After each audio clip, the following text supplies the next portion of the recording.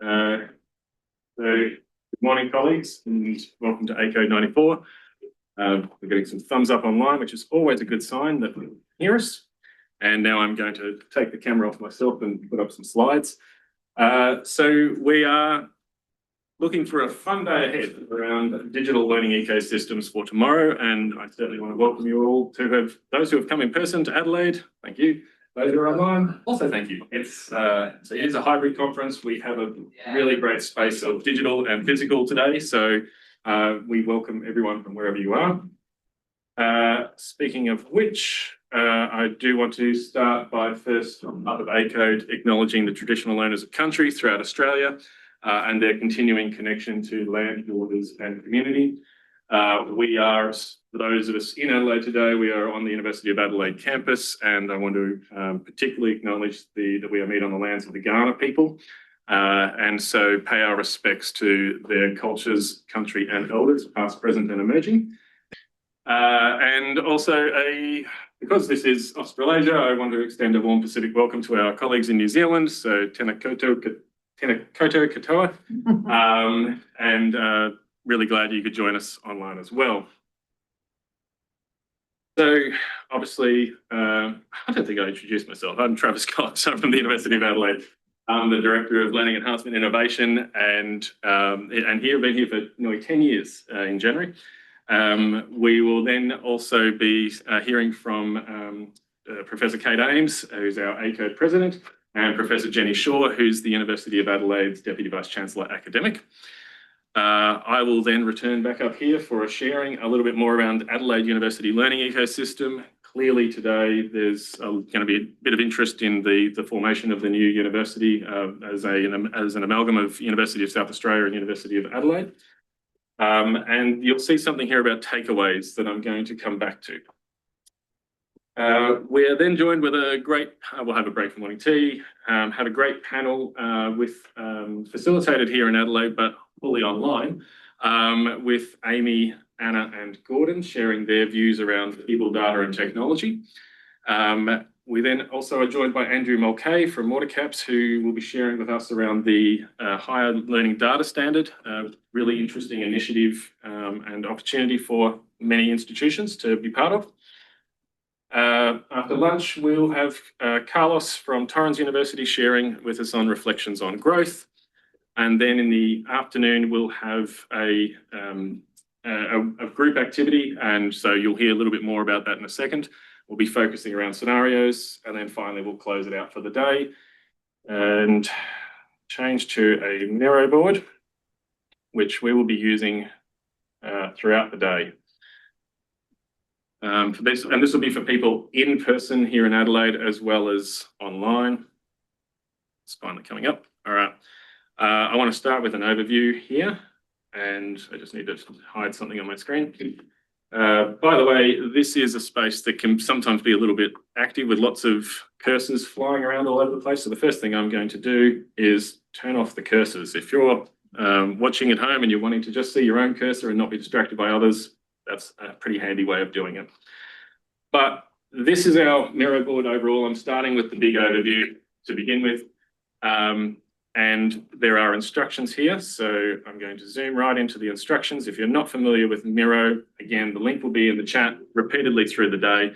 And we're going to walk you through. So if this is your first time using Miro, it's effectively a big whiteboard that we can all participate in. You may be used to putting Post-it notes on butcher's paper. This is the digital form of that for us today. We can, if you're looking for some instructions, there's some here on the left.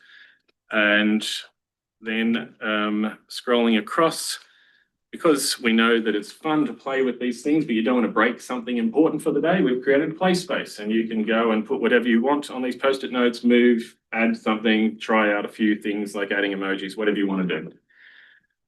During the day, I mentioned the takeaways in the agenda. And what we're looking for is, we know that everybody is going to take notes on their personal devices, maybe on OneNote, Word, whatever you want to do.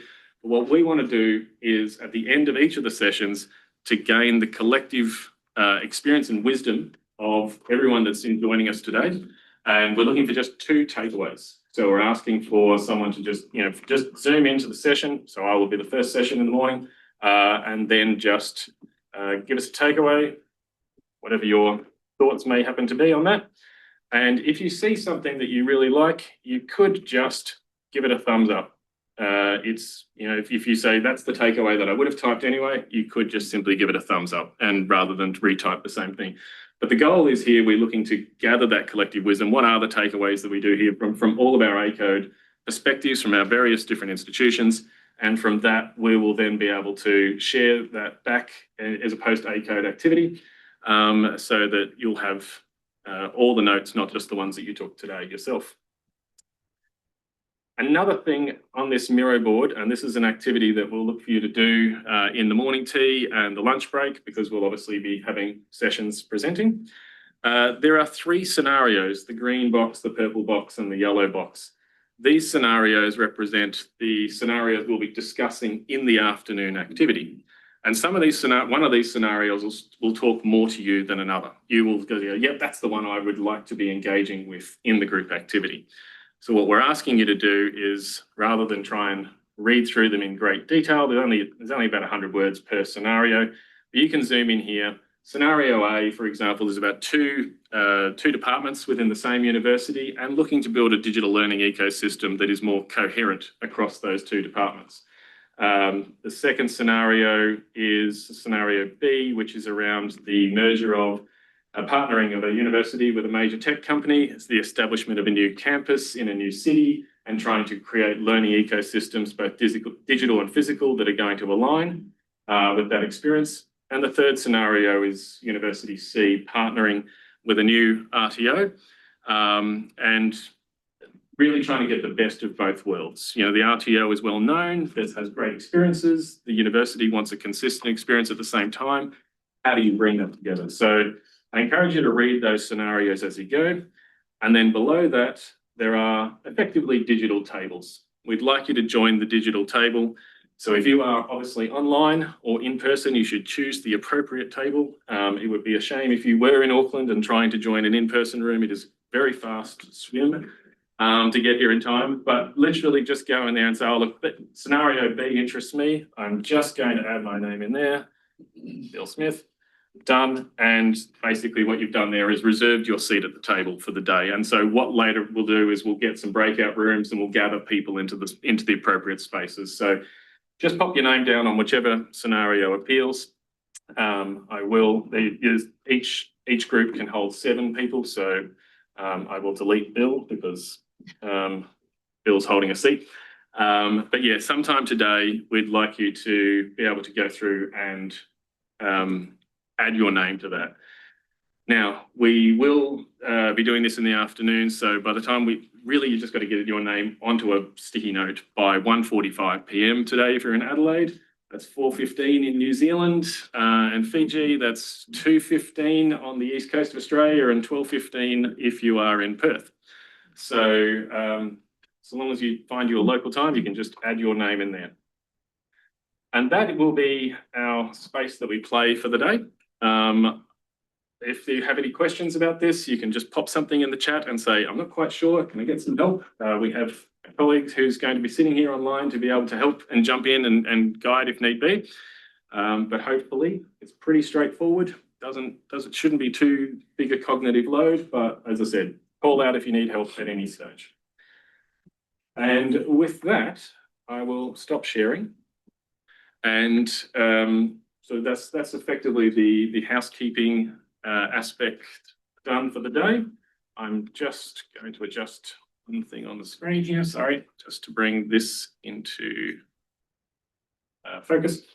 And one of the key pieces of obviously the day is engaging all the way through the day. And it is the physical in-person group as well as the online group. For those who are in person here, you're all sitting on different tables, and obviously based on the scenarios, we'll rearrange once we get to that activity. Without further ado, I think I've reached the end of my welcome and introductions, and I'm going to now pass to Professor Kate Ames as our ACODE president to share a few thoughts on behalf of ACODE. Thank you.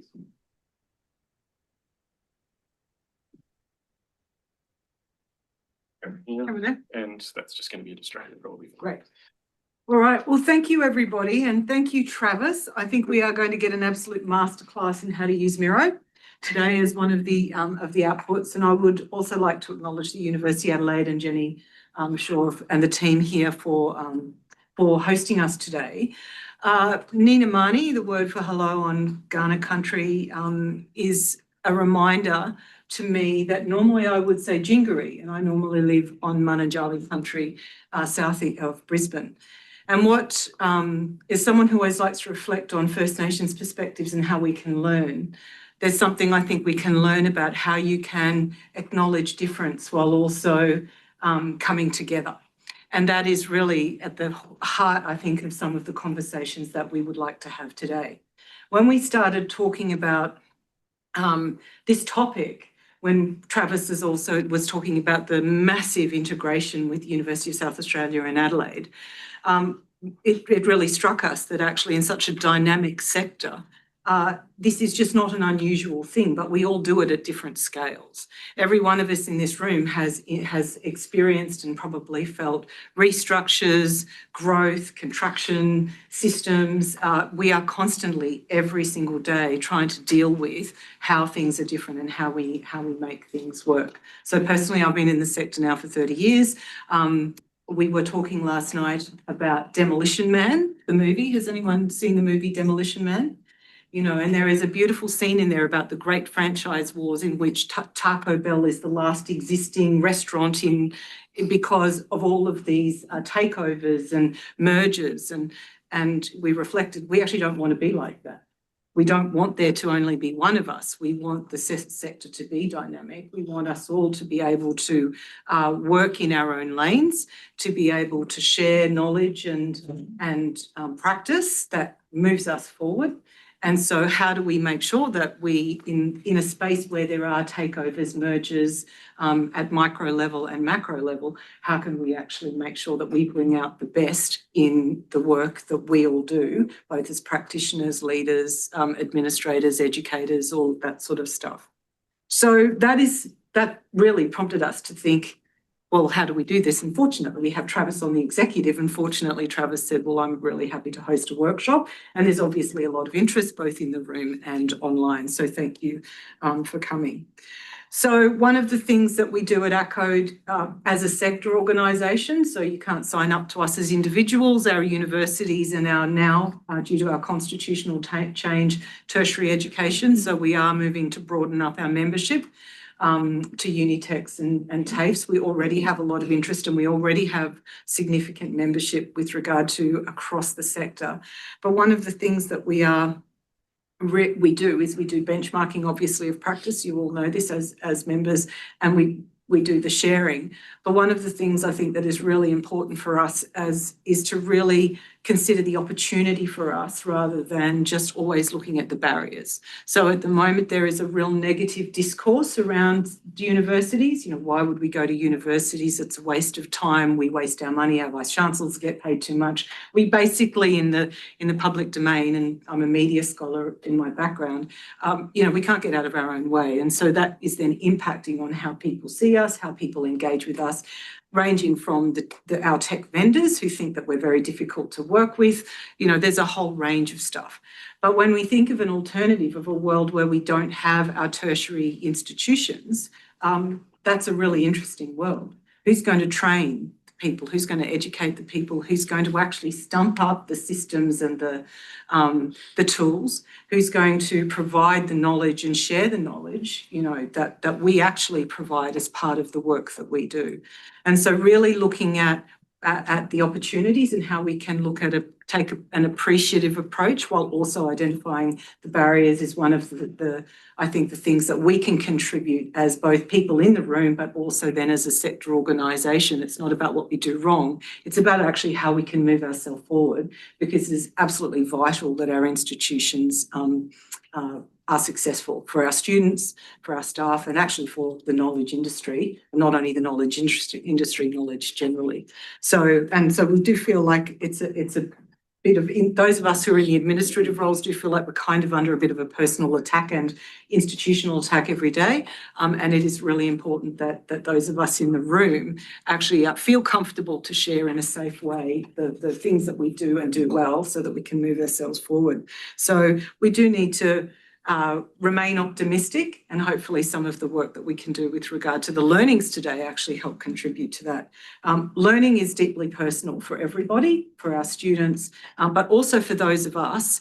And the way that we actually, what we take out and get out of today is going to be both deeply personal from an individual, you know, you're bringing the experience that you're bringing in to the room, either as an ed technologist, as an educator, as an administrator. I thank Travis for the enormous work, because those of us who know behind the scenes, the work that has gone in and the thinking to set up the Miro board, how to capture all of the information. It's really easy to just run our chat sessions and just throw it in the chat or do a poll, but the actual way that it's being structured, I think, will just go a long way to helping capture the knowledge that we can then apply for the rest of the year as we build our knowledge and share back into the community, because we usually then will come up with a summary or work papers or working reports, etc. So thanks for the opportunity to stand up here and say hello to everybody today. Thanks for coming. I'm looking forward to some really great sessions, and really thank all of the speakers who have decided that they would help open themselves up to sharing openly about their journeys and experiences. And with that, I will hand over to Professor Jenny Shaw, who is the DVCA, University of Adelaide. Thank you. Thanks, everyone. Have a great day. Thank you, Kate, and welcome everyone. Thank you for joining us today, both those of you here at the University of Adelaide. We've actually got a beautiful day for you, so thank you whoever brought the nice weather. And thank you also to those of you joining us online. And just like Travis and Kate, I'd just like to acknowledge we meet on the lands of the Indigenous Kaurna people of the Adelaide Plains, and I'd just like to also acknowledge all First Nations people joining us for the workshop today. So Kate has eloquently outlined some of the sector-wide challenges we face, and I'd now like to share with you a very real current example of creating a digital learning ecosystem for tomorrow, and that's the one we're building right now at Adelaide University.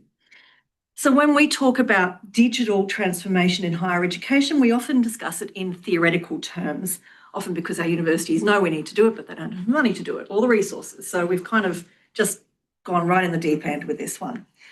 But what happens when you're tasked with bringing together two established universities, each with their own digital ecosystems, their own cultures, and their own ways of working?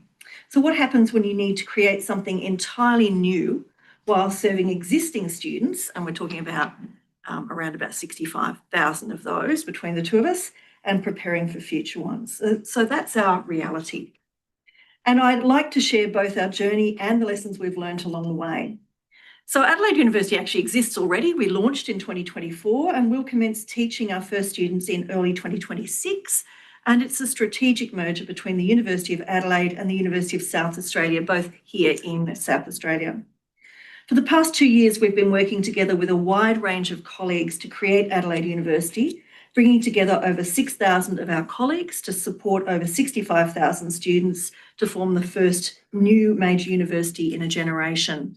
And it's been an incredible 2 years so far, and we've set ourselves an ambitious target. So what we're choosing to do in creating Adelaide University is to redefine the university experience. We already have over 400 new programs designed with our industry stakeholders to provide Australia's most contemporary and industry-aligned curriculum, with greater access to education, outstanding student experience, and flexible pathways. And we are unsurprisingly very much focused on 2026 and day one for us in January at this point of time, and we are doing a countdown. It's quite scary, but we're also keeping in mind that this is a long-term commitment and ambition with ongoing transformation planned over the next 10 years to help us reach our goals. So this is really a long-term program. So we're merging, but why? Why do it? It is painful, so why do it? Well, it's not uncommon for universities to adapt and change. And in fact, if you follow the global situation at the moment, there's about a merger or acquisition in the higher ed section every week, especially in the US and even now some in the UK. But the creation of a new major university allows us to think bigger and better. And I think it's a creation of a new university while we're not in crisis. That's actually an important thing. We have chosen to do this. We're not being forced to do it. So it allows us to think bigger and better than before and to accelerate our progress further and faster. We can shape what's next and redefine what university education looks like in Australia and for students globally. And we do have a lot of eyes on this, on us at the moment about this, with other universities around the world considering something similar. So the global education landscape, as you know, is becoming increasingly competitive. And so by optimising our expertise, our infrastructure, our revenue and our resources, we hope to achieve long-term stability and sustainability and success. The University of Adelaide and the University of South Australia are complementary. So we bring together complementary areas of teaching and complementary areas of research expertise. And also, for those of you here who might have had a walk around, our campuses are not only together here in the city, they're actually intermingled. Sometimes it's very hard to tell which one you're actually in. We also have regional and more campuses out in the suburbs too, but our city base is very much already together geographically. So with the significant challenges facing our society today, bringing together our combined capacity and capabilities enables us to address global challenges and critical issues such as climate change and the ethical use of technologies. So we know that our respective experiences, traditions and histories have served us exceptionally well to date as great Australian institutions. However, we believe that this is a once-in-a-generation opportunity to imagine and co-create a combined university which can be a true global leader. So Adelaide University will bring together our combined research expertise, our combined experiences in online education, with our ambitions to be ranked top in Australia for employment outcomes and to achieve inclusive, accessible, digitally underpinned education to more domestic students than any other Australian university. So we'll have both domestic and international cohorts, but I think from day one we will be the biggest enroller of domestic students in Australia. Forming Adelaide University will strengthen our position as a member of the group of 8, and we are remaining in that group, with a combined revenue of Australian dollars, I'm talking about, $2 billion and 500 million external research income annually. Together now, we are already ranked in the top 1% of universities globally, and you would have seen QS actually retained Adelaide University at the University of Adelaide's ranking of 82nd in the world, which was an enormous relief to all of us and quite a surprise. We were expecting a little bit of downward movement there, so we're very happy with that. So how are we transforming our learning and teaching at this point? So bringing together our academic cohorts and drawing on our deep academic expertise to design and deliver Adelaide University's new programs enables us to provide a comprehensive curriculum at scale. So we've worked with our networks of industry, government and community participants to ensure that what we are teaching and also how our students will be learning will address industry needs and prepare our students for future industry directions. And I think we're actually really lucky that Adelaide is a really good place to do that. It is a small enough Sydney that everybody really does know each other in the education and industry sectors. So it does enable those conversations to happen in a really easy way, which in some communities, maybe because those communities are very large or very spread out, it's actually more of a challenge. It's one of the reasons why they actually do a whole lot of demographic studies around Adelaide populations, because we're all in one place. So our vision is to deliver Australia's most contemporary, accessible and future-focused curriculum, giving greater flexibility for our students than ever before in how they choose to study and more opportunities for entry and exit points and graduate pathways. So I just want to share with you a bit of the reality behind all that. That's what we're doing. It's not easy. So the challenges of actually building a unified digital learning ecosystem from 2 established ones are challenging, as you can imagine. So we're bringing together 2 universities, but we're not just merging databases or integrating systems. We're bringing together 2 distinct digital cultures, 2 sets of established workflows and thousands of staff members who've spent years perfecting their approaches within their respective systems. So there is a territorial element to every discussion that we have. Each university has its own learning management systems, its own student information systems, its own curriculum management systems and processes, and its own digital tools, all deeply embedded in daily practice. And remember, this is a merger. It is not an acquisition. Everything is a discussion. Everything's a negotiation. So the complexity has been staggering. Consider just the curriculum management challenges. 2 universities, hundreds of existing programs, different approval processes, different quality assurance frameworks, and different ways of documenting learning outcomes. All of this needs to be unified into a single coherent system that can support our vision of 400 new industry-aligned programs. So this February, so just a few months ago, we achieved a critical milestone when we announced those programs to the domestic student market. And the rapid nature of this implementation is frankly unprecedented in our sector. Change is hard in universities, as you know, and fast change is really, really challenging for them. But technology is only part of the story. The real challenge and the real success has been in bringing people together. So we're asking colleagues to work towards a shared purpose while still operating in parallel systems. We're asking them to reimagine their roles and in many cases to reapply for their roles or for new roles. And we're asking them to collaborate across traditional boundaries and traditional competitive boundaries and to embrace new ways of working, all while continuing to deliver excellence to our current students and in the foundation universities. So we are all of us here at the University of Adelaide are actually now currently Adelaide University staff, but we are all delivering services back to the 2 foundation universities, Adelaide Uni and the Uni SA staff, who are now Adelaide Uni staff delivering back to the University of South Australia. So if you can start to get your head around that, it is really, really complicated. Fortunately, our students don't transition over. I think the date we're deciding is really 1st of January. They all become Adelaide University students. Otherwise, that would just be very, very messy. So we're establishing collaborations of academic and professional staff together to achieve these aims. And these working groups started actually informally before we really kicked things off, which was great. So what has really pleased me throughout this process is the willingness of everyone involved to be so positive and collaborative. So there've been tensions, there've been challenges, there've been moments of frustration when systems don't talk to each other or when processes clash. But overwhelmingly, our staff have embraced this opportunity to build something new and something better. So we've learnt that creating a digital learning ecosystem isn't just about selecting the right technologies or integrating systems efficiently. It's about creating a culture of innovation, fostering collaboration across traditional boundaries, and maintaining our focus on the ultimate goal of enhancing the learning experience for our students.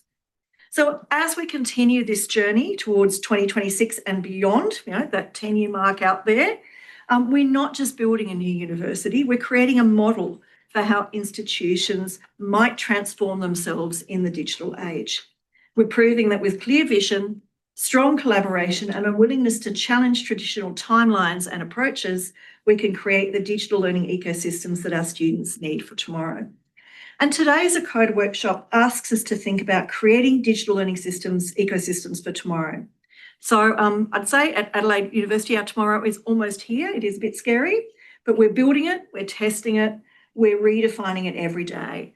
And while the challenges are real and ongoing, the opportunity to redefine what university education can be in the digital age makes every challenge worth facing.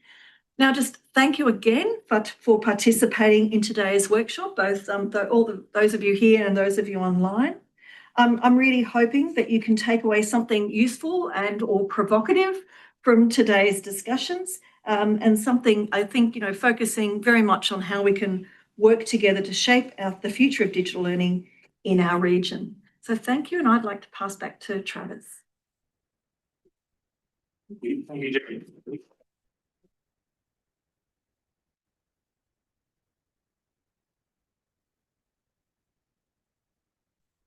All right. So first of all, I want to thank Jenny and Kate for their introductions to today. There's a lot that has been shared there in those last few minutes that describes the fun and games that we go through every day. I will note that we're slightly ahead of schedule because, well, I think just as part of creating Adelaide University over the last couple of years, we've learned not to muck around. And we're terrified of deadlines like 1st of January 2026, so we're not going to overshoot. So that's why we are ahead. But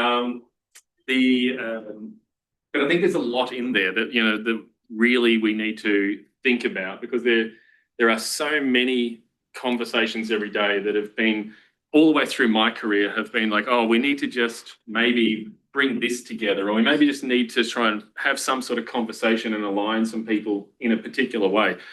And I would say that the work that I'm involved with right now in creating Adelaide University is really at a scale that I've not experienced before. It's a scale that none of us have experienced before. And so that creates opportunities, it creates challenges, but I do think overall the opportunities that we are seeing at University of South Australia and the University of Adelaide are phenomenal in terms of being able to tackle challenges in ways that we otherwise wouldn't be able to do. And I'm going to share my screen and kick off a bit of my a few insights, hopefully, into the creation of the Adelaide University learning ecosystem.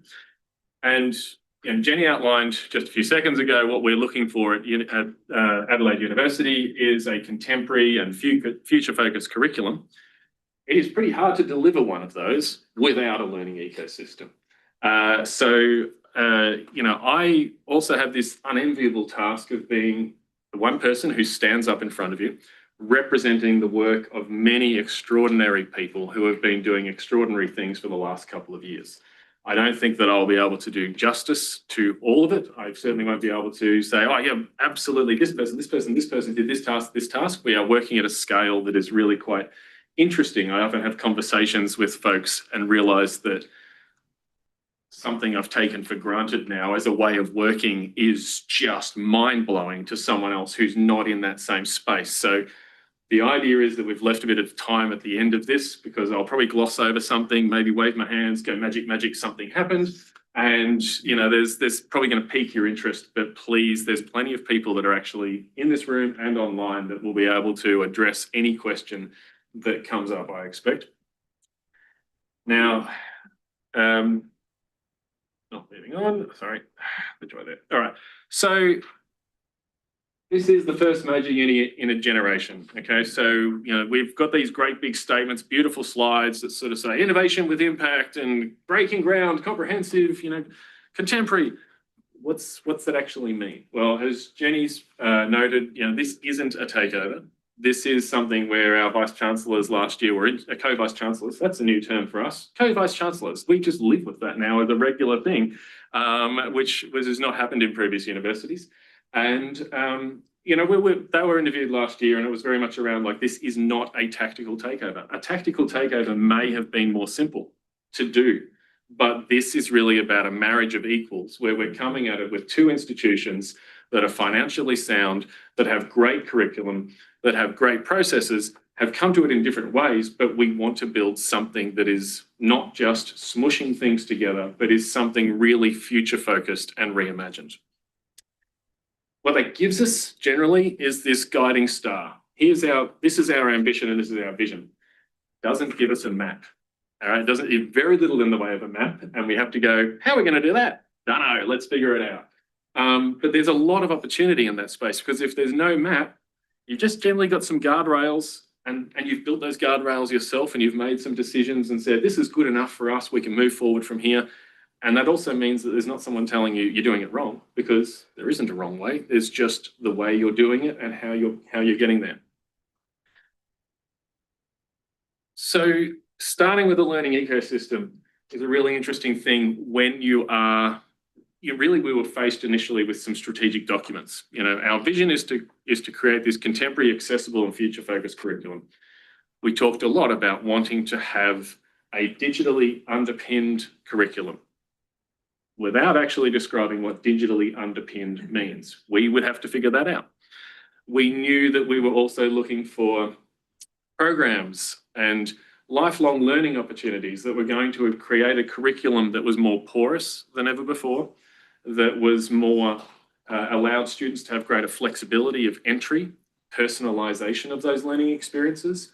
We're talking about something like a modular and stackable curriculum where we start to take modular elements of a course and introduce it into multiple other courses. What does that look like? How would you start to transfer that material around inside your learning ecosystem? We're talking physical learning. We're talking online learning. We are bringing together the UniSA has an online process of many online courses in the undergraduate space of but 4 intakes a year, whilst Uni Adelaide has 6 intakes a year. They are delivered in different styles. There are third parties involved. You know, there's lots going on in that space when you're faced with create something new. And of course, we've also got things like work integrated learning. Work integrated learning. We want our students to be engaging with industry, developing really applied, amazing skills. Where does your learning ecosystem start and where does it finish? Is it the classroom? Is it the industry workspace? Is it the digital? Is it the physical? We have to sort of work through this. And, you know, there's a lot of challenges with that. We work through this in parallel. Everything I talk about today is done in parallel, and everyone who's in Uni Adelaide and UniSA just sort of gave a little bit of a grin at that point, because everything is sort of working it through where we go, well, we don't quite know this, and you don't quite know that, and we're all working on different parts of this puzzle. We're all connected, but it's all going to be worked out together. So to give you some examples of that, we identified and selected and implemented a learning management system prior to even having our graduate outcomes for the new university, which typically you don't do. Typically you've got that. We were selecting tools for the assessment and the feedback processes that we wanted to engage with before we had an assessment and feedback policy. We were choosing tools that we would use to enhance the classroom experience, something like Miro today, for example, where you can use this digital tool in a physical space to enhance that learning experience. But we haven't even decided or hadn't decided at the time what were the agreed class types that were going to be in our timetable. How would we timetable them? There's a whole thing there about bringing together so many campuses which are about 1 kilometre apart physically along North Terrace. So you don't have students running from classroom to classroom 1 kilometre apart, but you want to somehow build a great learning experience that is going to work for everybody. So this is what we were faced with. And so how do you do that? Well, Jenny noted the number of programs that we're involved with. We've got 400 or something programs, and that's bringing together academic staff and professional staff to work together, to work with industry, to work with government, community, students, and try and figure out what is it that we're going to design as a new university where 40% of our curriculum between the 2 universities overlaps, which means about 60% is not overlapping. Some of it's unique and is going to continue on, like our medical or aviation programs, where only 1 university offers them. And so you know those programs, we know how those are taught, we know the sort of technologies they need, but we both teach science, we both teach engineering. How are we going to bring a new program into existence, and what are the tools we would want for that? So you sort of get to a point where you go, we've got enough information that we can see the curriculum at scale, and I think that's an opportunity that Adelaide University has that many universities don't have. We are designing a whole curriculum as a university and saying this is the university's curriculum, and we have to make it all holistic and make sense. Not you guys are just putting together a couple of new programs and then someone over there is doing something else and it's all disconnected, but bringing together people in a way that hasn't been done before. So this is our space that we get to work in. And I want to go back a couple of years, and it's literally a couple of years. It was July 2023 when our Premier and Co-Vice Chancellors appeared in the media and were sort of making this announcement that the feasibility study that had been done looked interesting, and we would look to see how we might move forward from there. So it wasn't the announcement that we are at that point in time Adelaide University, it was about we are still going to try and figure this out, which was interesting because as a staff member inside one of those universities, it wasn't a case of, right, the decision's made and we're going for that, but I now need to contribute in some way, like everyone needs to contribute across both universities towards, could this be real? Could this be a thing? While also going, it's probably going to be real, because why would the Premier and 2 Vice Chancellors appear in the media saying it's probably going to happen? That would be a bit, bit of a shame. So we knew somewhere between the 1st then and the 1st of January 2026, we were going to have to build a new ecosystem. How we do that, that's the magic piece, right? I'll talk about that a little bit more. We also knew somewhere during the middle of 2024, at the latest, we were going to have to start developing new courses, new programs, and people would therefore need a learning management system. They would start to need some tools. It's very hard to build an LMS course without an LMS. We also knew that because not all of our courses are being developed new and some are being migrated, there was a subsequent piece there around migration. And again, some of those migrated courses were going to use tools that might be different to the ones that were being developed from scratch. So we had to figure out how we were going to do all of this in parallel. And we started by basically saying, let's figure out what exactly we have in our institutions today. Like what's our initial analysis of the situation? I want to point out, by the way, that we chose deliberately not to do this, which is build the whole learning ecosystem before we start developing courses. Arguably, that would be simpler. In a magic world where everything was simple, you would say, buy all the tools, put all the tools in, install all the tools, have your training program, have your change management, have your support all set to go. And then everyone who shows up, you go, I need to do this. And you go, no problems, here they all are, boom, boom, boom, boom, boom. We didn't do that. And we didn't do it for a couple of reasons. One, if we're being very practical about it, we weren't a university. We needed to get an act of parliament through to become a university, to be able to offer education. We also needed to get TEXA approval. We needed a CRICOS number. There was a whole lot of things that actually needed to happen before we could really say, let's go and invest buckets of money in various things that are across the whole project. So again, in parallel, while people were working out the CRICOS, TEXA codes, all that sort of stuff, we looked at and analysed our learning management systems and looked at what we wanted to do, selected, procured, and implemented in the first quarter of last year. Now that was just the Canvas LMS. It was just one part of the whole learning ecosystem, but that was our first flag in the sand. It was a big moment. We all celebrated. It was great. But what that really left was 4 months. And I don't know if anyone wants to put their hand up and say, I would like to tackle that as a challenge. 4 months to secure every other learning ecosystem tool and platform and all of the thinking that's involved with that before we start development. Nah, it's not going to happen. But practically speaking, we actually don't want that to happen. Because if you think about the learning ecosystem, it needs to evolve as part of the design of your curriculum in some ways. You do need some early procurement. You do need some decisions that you make up front. But if you just went technology, you'd be driving your curriculum via technology. And so it's really about trying to think, how is that development, how's that migration going to shape our curriculum ecosystem over time? So what are the decisions we need to make that are going to be robust enough, rubbery enough, that are going to let us proceed? Because we might find something later where we go, oh, wouldn't have made that choice if we'd known that, but it's not a critical showstopper. So I talked about that initial analysis, and I made this slide, and I think I've lived in Adelaide too long. Anyone in Adelaide would recognise this as the Moles Ball sculpture in Rundle Hall. But it did start, honestly, as 2 circles in a PowerPoint slide, and it wasn't until like my about 15th reviewing of it that I realised, oh, I've built the Moles Balls. So we looked at, I'm going to really try and simplify, amazing work here. We basically went, how do we find out what's in the University of Adelaide's learning ecosystem? How do we find out what's in the University of South Australia's learning ecosystem?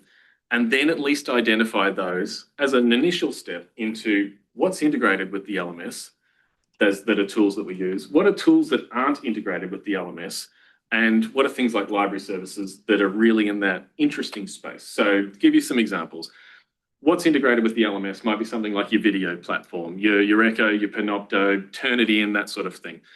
These are the tools that we have at an enterprise level. There are also discipline-specific tools that might be integrated with the LMS.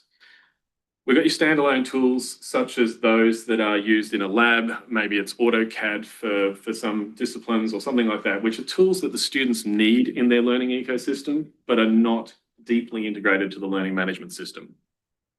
And then you get your library services, which is a combination of publishers, your Pearson, your Cengage and McGraw-Hill and all that sort of stuff, as well as just linked resources that are part of the library services, and people sometimes can't tell the difference between what's integrated, what's linked, how deeply, because the library resources typically in most universities are, we use them so deeply as part of our teaching and learning. So we go, all right, well, how do you figure out what's in your learning ecosystems? The simple answer is you go to your IT department and you say, please, Mr. IT person, that was very gendered, sorry, that was very old, that was very gendered, sorry. Please, CIO, I would like to see the database of all of our tools. Everything should be listed in there. Everything should have its business owner. Everything should have its renewal date. We should know exactly which courses they're used in. We should know what they're used for and who to contact about how they're used. We didn't have that. And if you do have that, I would like to encourage you to speak at one of our ACODE events as to how the hell you pulled that off. You don't have that, right? You've generally got a database that's got some information. It'll tell you maybe your business owner and if you're lucky, the renewal date. But we didn't have that. So what I'm going to suggest is how you get that is people. The teaching and learning teams in your universities work every day with academics. They know the learning management system. They know the learning ecosystem. They know where everything is. The enterprise tools, the discipline tools, the one weird professor who's got something squirreled away in some weird nook and cranny of a little program somewhere. And, you've got this knowledge. They know why the tool is being used. Maybe we've got a tool that's being used because the university's never been able to afford an e-portfolio, or more likely agree on what an e-portfolio is. And so someone's using this as an e-portfolio and someone's using that as an e-portfolio. Maybe there's a trend in usage. Maybe this was initially spurred by, Professor Smith, who went to a conference and they really got a whole lot of people around them to use it, but now Professor Smith is gone and that trend is declining. So yes, we do have the tool, but we should be thinking about it in a declining state rather than in a growing state. So there's a whole lot of information you've got there. And so we put this together, we put people together with sugar and post-it notes. And that is the most effective combination you can find, is people, sugar, and post-it notes.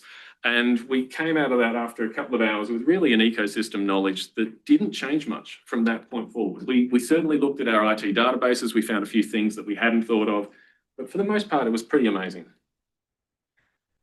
So now we're in that, so we've got to that middle section there where we've identified what those tools are. We now need to get to the ones that are going to survive into the Adelaide University learning ecosystem, those that are going to be part of our transition period. We're migrating these courses across, but we're going to develop them later, so we only need this tool for maybe a year, and those that are going to discontinue.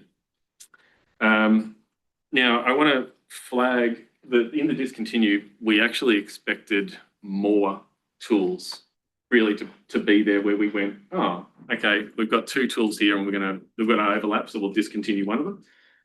But I personally probably expected more of some poor student experience, sort of a rogue academic who had chosen to ask their students to create an account in some fairly obscure social media network. So they had to have a second login and we were keeping information in a space that wasn't a university system.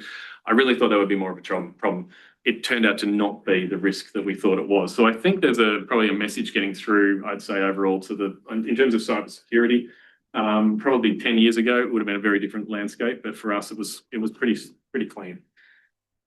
Okay, so you've got to figure out your learning ecosystem, what's going to go through, what's going to be a transition period, and what's going to discontinue. But you've got to be flexible about that because you're going to be making decisions today that are not going to be active with students for 2.5 years. And we also have to think about how nothing's really in place around us. We're choosing this ecosystem at the same time that people are setting up the student experience, at the same time as people are setting up people and culture aspects, at the same time as people are setting up operations right across the university. So this would be our usual approach to developing a learning ecosystem. You'd be in a normal university and you'd be saying, all right, well, we need to refresh our learning ecosystem, this box at the top. And it's got a learning management system in it. That's fine. We're probably connected up to an existing LMS admin system. There'd be things like course outlines. There'd be an operational data store. You've got things like a curriculum management system, pouring data into there. And, you know, University of South Australia did have a curriculum management system. The University of Adelaide did not. So you've still got some of those interesting challenges when you're in this space. But you expect all these systems like your SIS, your CMS, all that sort of stuff to be constant. What we were working with was this. Nothing, right? I mentioned we bought an LMS. We were obviously obviously looking at tools around the ecosystem as well, but simultaneously, in parallel, right, our colleagues were working through the curriculum management system, which we procured. And I call out that we procured that. Most universities take about 2.5 years to do that. We had it operational within 6 weeks of having licensed it. Now, the thing about being operational is it's not full of data, right? It's operational. It's ready for data. So many of our systems were either they weren't yet procured, or if they were procured, they weren't yet populated with data. Or if they were populated with data, you still didn't have single sign-on for them. And if you did have single sign-on for them, they still weren't integrated to all the other systems. So you couldn't really go, well, we'll just have all this data flow through here, and that's going to be the case. And like, to give you an example of this, we literally haven't yet finalized our org structure across the new university. That's like next week, we close down some of the conversation around the final change plan. Like, that's where we are 2 years later. All of this has been worked through. So, you know, and we've got colleagues that that are all going through this all at the same time, right across. I forgot to mention research. Research is also going through this at the same time. So if you can't figure out how you're going to connect to systems that don't exist, / aren't populated, / aren't integrated, / aren't single sign-on, you've got to figure out what you're going to do. And so we came up with some principles really quickly. So these 7 principles were really about, and obviously everything still needed to pass through the appropriate cyber, legal, procurement sort of space. But these principles are really about aiming to increase our implementation and integration simplicity. If we could get these right, try and reduce the upfront effort and the long-term effort, and try and reduce some of the costs. So, you know, prioritization of existing technologies. Just a lightly touch on these. If you've got 2 universities coming together and there are different technologies, and you could choose either one of those 2 technologies or a third technology, there's change management aspects to that. You know, maybe 50% of the people at least are familiar roughly with one of those tools, but we're probably going to configure it differently. So that's a little bit different. But the key piece there is we've already got an existing relationship with one of those vendors. We understand what they like to work with. We understand some of the challenges and the opportunities of working with them. And so there's some risk mitigation by looking at existing technologies. We were looking at preference for software as a service, mainly because obviously developing your own is challenging in that sort of space. It doesn't mean we wouldn't develop in the future once we become a little bit more stable, but at the time, really didn't have much vision on what needed to come together. And also, we were busy. We were flat out doing many, many things. And if vendors can continue to enhance their products over time and keep us as the best of breed, by the time we get to where we are, we've chosen the right tool. It's evolved with us. We're looking for simplicity and ease of adoption. A lot of conversation up front about sort of going, we've got these 4 things. Could we bring them all forward at least? You know, well, maybe we need to make some tough decisions and go, we're actually better off choosing 1 or 2, which will simplify the support, which will simplify the processes of engaging with that ecosystem. And again, what's that student experience like? Do we want students to have to know how to navigate 4 different tools to do similar tasks? Or do we want to try and say, by the time a student comes on board, this is the Adelaide University student's experience? We didn't want to go backwards. Each of our universities had, you know, different paths forward, had reached different points for all the different tools, but we didn't want to go backwards. Learning data, quite critical to us. As with everyone, we are looking to try and interrogate as much out of our ecosystem as we can, and we didn't want something where the vendor just said it's only available in our bespoke little interface and you can't access it for the rest of the university. We were looking internally and externally for partners that were going to help us with that continuous advancement and continuing to be innovative. And it's listed last, but it's not last. Accessibility and user-centric design. We're looking to say, an accessible learning ecosystem is better for everyone. It shouldn't be the afterthought. It's better for everybody. So we are looking for the choices that we make have to align with our expectations of deeply accessible curriculum. The other piece there on that screen is around the Moodle to Canvas equivalency chart. We really had to look at our two LMSs. Now, as I said, University of Adelaide uses Canvas, University of South Australia uses Moodle, and we've chosen to go with Adelaide University using Canvas. But we're configuring it differently. And some of the decisions when Uni Adelaide first set up Canvas in 2016, we've changed. We've made some different choices, which has allowed us to come back and say, given your chance to do that again, how might we set that up differently? And does that affect what else exists around the ecosystem? Because we've made some choices because of the initial choices. If you change that, what could we do differently now? So this is all the work that brings us back to this slide again around sort of making that decision for those on the right-hand side. What's in the ecosystem? What's in the transition? What's going to discontinue? But I want to be clear. It wasn't the teaching and learning teams that made this final decision, right? We didn't just sit up and go, yep, beauty. Well, we know everything, bish, bash, bosh, tell the academics what they're going to use. Everything's going to be great. We did not do that.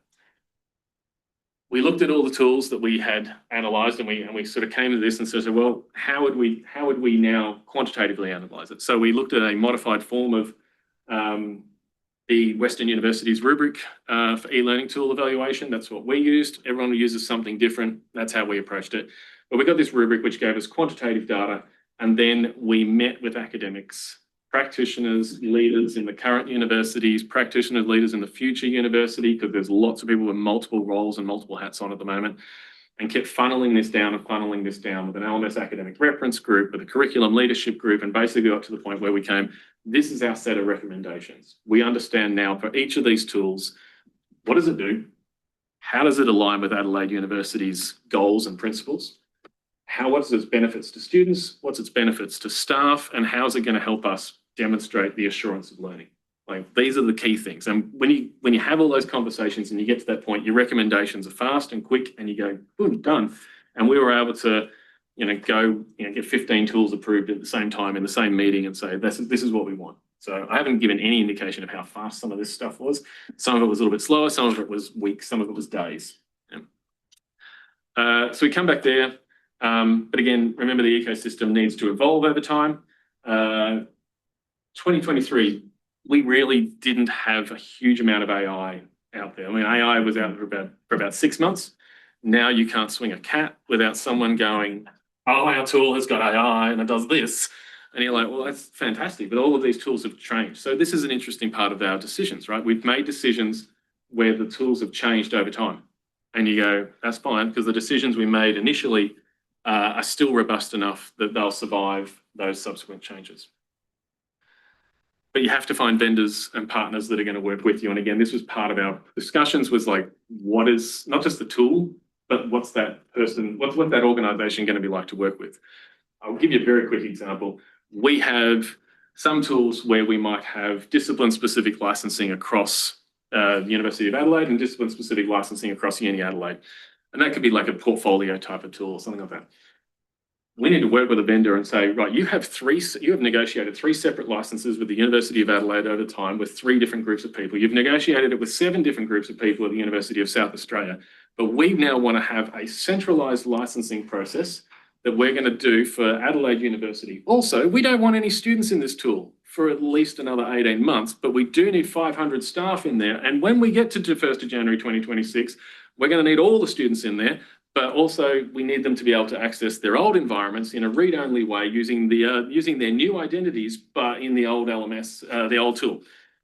And you see vendors go white. And the ones that don't go white are the ones you work with. But these are some of the complexities we had to work through, because you've got to find someone that's going to be able to deal with the unpredictable with you. One of the other pieces of this, remember coming back to this timeline, we're working this through in parallel with everything, and our tools don't land evenly and nicely. It's not every Monday you get a nice, here's the tool on Monday, right? It's very easy. The tools and the platform and the ecosystem are all going live at different times, which means if you look at this chart, Some people are developing their courses halfway through before some of the tools they need are there. If they're doing a group assignment, they might need to come back and finish that off once the tool becomes available. So there's a whole lot of communications that are going to have to go on with people. The challenge is we're not the only people trying to communicate. We've got a whole bunch of people that are going through things with, there's a new way of doing there will be a new way of seeing your pay packet. There will be a new way of applying for leave. There's a new way of managing student extensions. There's a new way of enrolling students. There's a new way of doing research and applying for grants. And some people don't even literally and figuratively know where they sit in their college. There's so much going on. So if we just went, new tool, there's a new tool, and sent an email, it's lost, right? And imagine there's 400 something systems going live this year across the university. Imagine if everybody was going, new tool, it'd be chaos. It's just not going to work. So we've been working with the project this scale, you need change management. We've been working with change management teams who are looking at trying to help us coordinate across the different areas, the student experience, the curriculum, the research sort of space. Because we know there's some comms that need to go to everybody, and everybody, all involved. We know that there are some engagements, and this isn't just about comms, this is about engaging people in that change, that need to go to maybe the students versus the staff, or maybe the UniSA staff versus the Uni Adelaide staff. There'll be different knowledge and different starting positions, and you've got to think about, well, how does this impact those individuals so that you're not overwhelming them with noise? In some cases, we would say, there is a University of South Australia tool. It exists today. It's used in University of South Australia, and we're going to have it as part of the Adelaide University ecosystem. So everyone in University of South Australia must know about that tool. No, there's plenty of tools that we have in our ecosystems where there's only a small number of champions that know about it. And so you've got to treat it differently. You've got champions versus novices in that space, regardless of their home organisation. And then you've got the discipline-specific ones where the engineers will probably jump down your throat if you tell them that there's new software available to teach music, or vice versa. There's too much noise. So again, you need to target who's it going to. So there's a lot of work going on behind the scenes in mapping that change against the impact of the people that are involved. So I'm going to wrap up with this slide, and hopefully something here we've got plenty of time still for questions to spur on some ideas for conversation. I'd repeat that part about the teaching and learning teams. They know the ecosystem. Like, the most valuable asset in all of this, I think, was that initial analysis.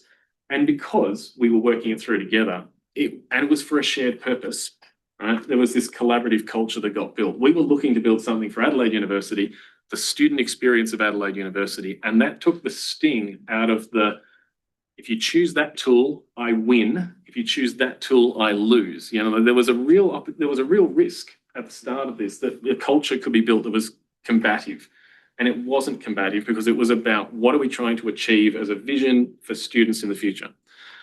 I can't understate that enough. I'm going to come back to that one, because it's something that I've really enjoyed over the last couple of years. It's just been so many colleagues from so many different perspectives. Jenny mentioned that people have, developed their own ways of working and their own systems and everything like that.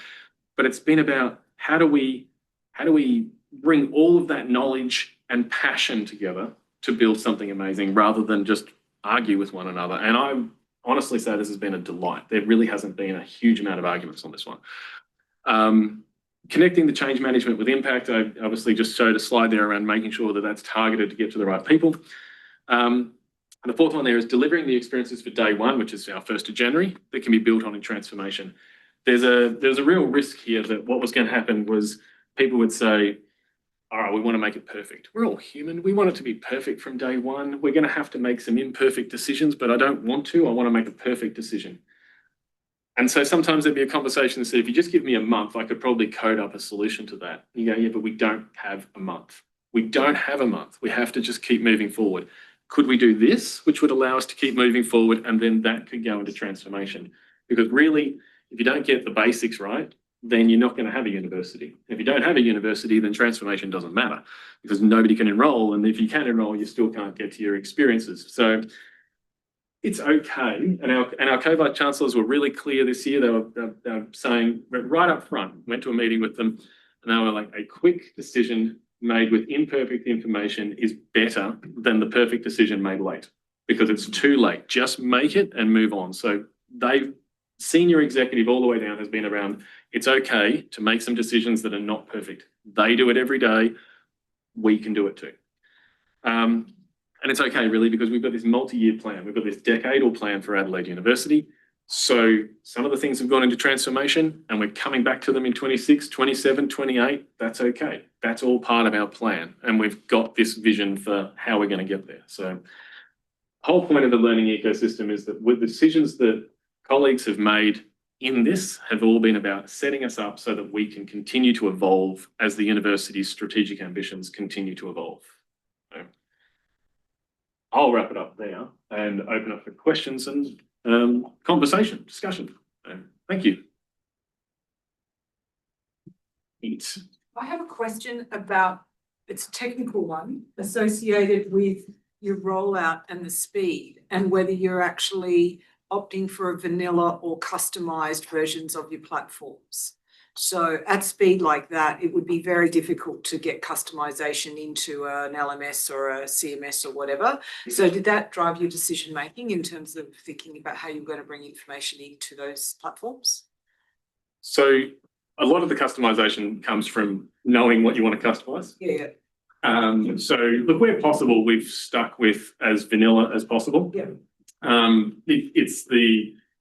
It prevents, challenges later when you sit there and go, oh, if we've painted ourselves into a slight corner now. But I think we've gone into this, I know we've gone into this with thinking about that vanilla allows us to customize, but if you'd customized, you wouldn't be able to step it back so much. So we're looking at going, this will get us through 26, but it'll also set us up to be able to move forward for 27 and a bit more customization and a bit more thinking there. So, yes. That's right. It's an excellent presentation. I'd like to carry on the conversation, probably over coffee. Yeah. I just wondered, from a perspective of member of staff at either university, yeah, who do you perceive, from their perspective, would be leading this digital change? And who would they trust most? So, great questions.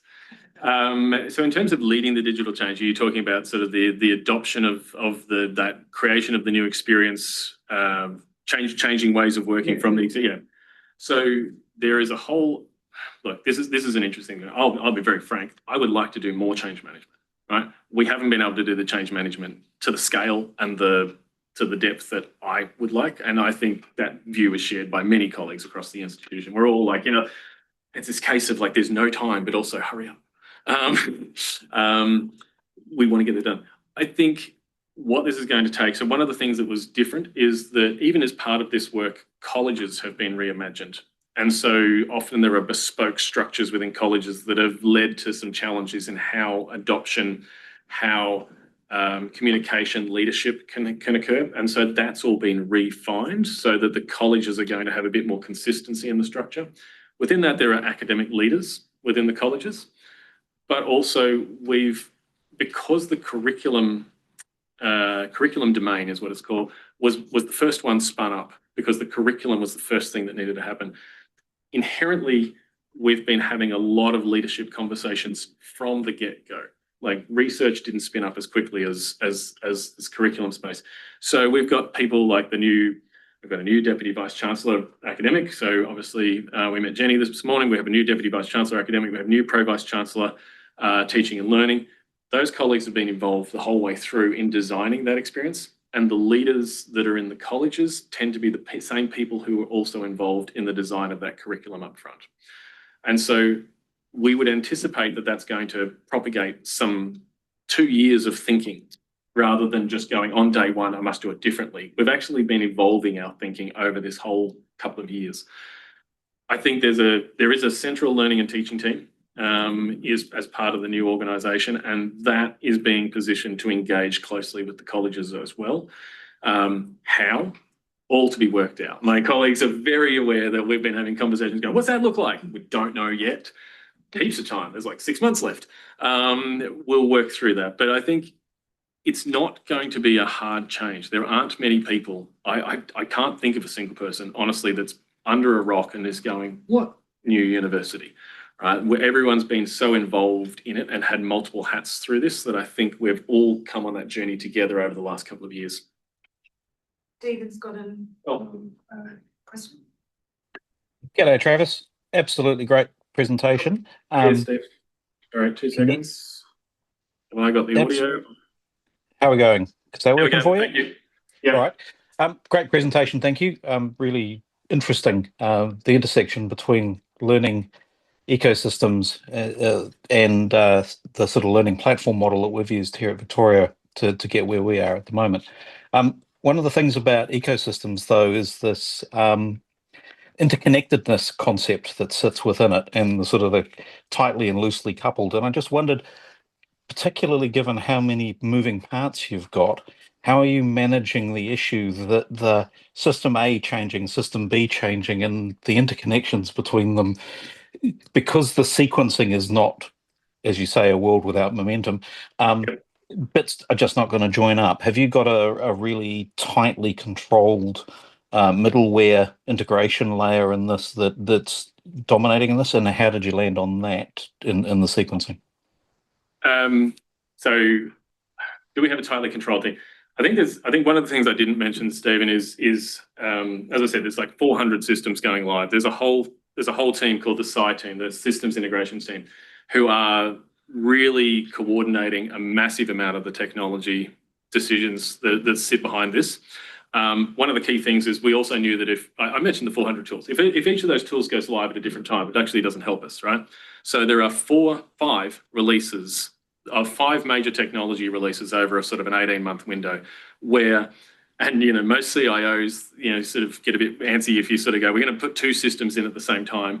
I think R4 is October, and I think that's 65 systems going live on the same day. And the reason for that is because, the PeopleSoft integration isn't going to be much use if PeopleSoft isn't up.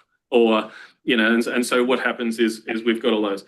Now, one of the advantages of being a fast mover is we were able to negotiate ourselves a little bit out of those major releases for tools that didn't have massive implications beyond the learning ecosystem. So we've been able to roll in Miro or roll in Panopto out of sequence from those, while every other area of the university has been bound by those times. And so we've got colleagues right now, and Kim's sitting in front of me, and we've just finished some user acceptance testing for an R3 drop that's happening this weekend, R3 being release 3. And so there are pieces of our puzzle that are part of major releases, and there are pieces that are separate.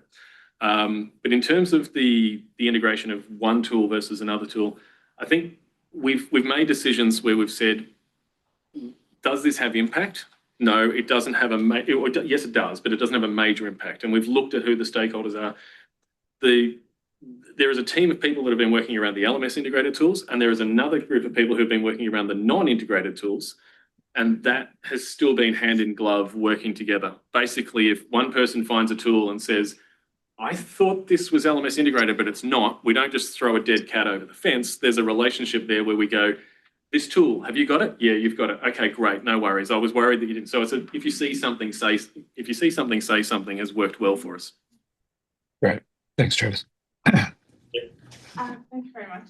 Just a question on the mindset or maybe the strategy or approach to balancing equivalency, status quo versus innovation. Yep. How is that kind of looked at and managed?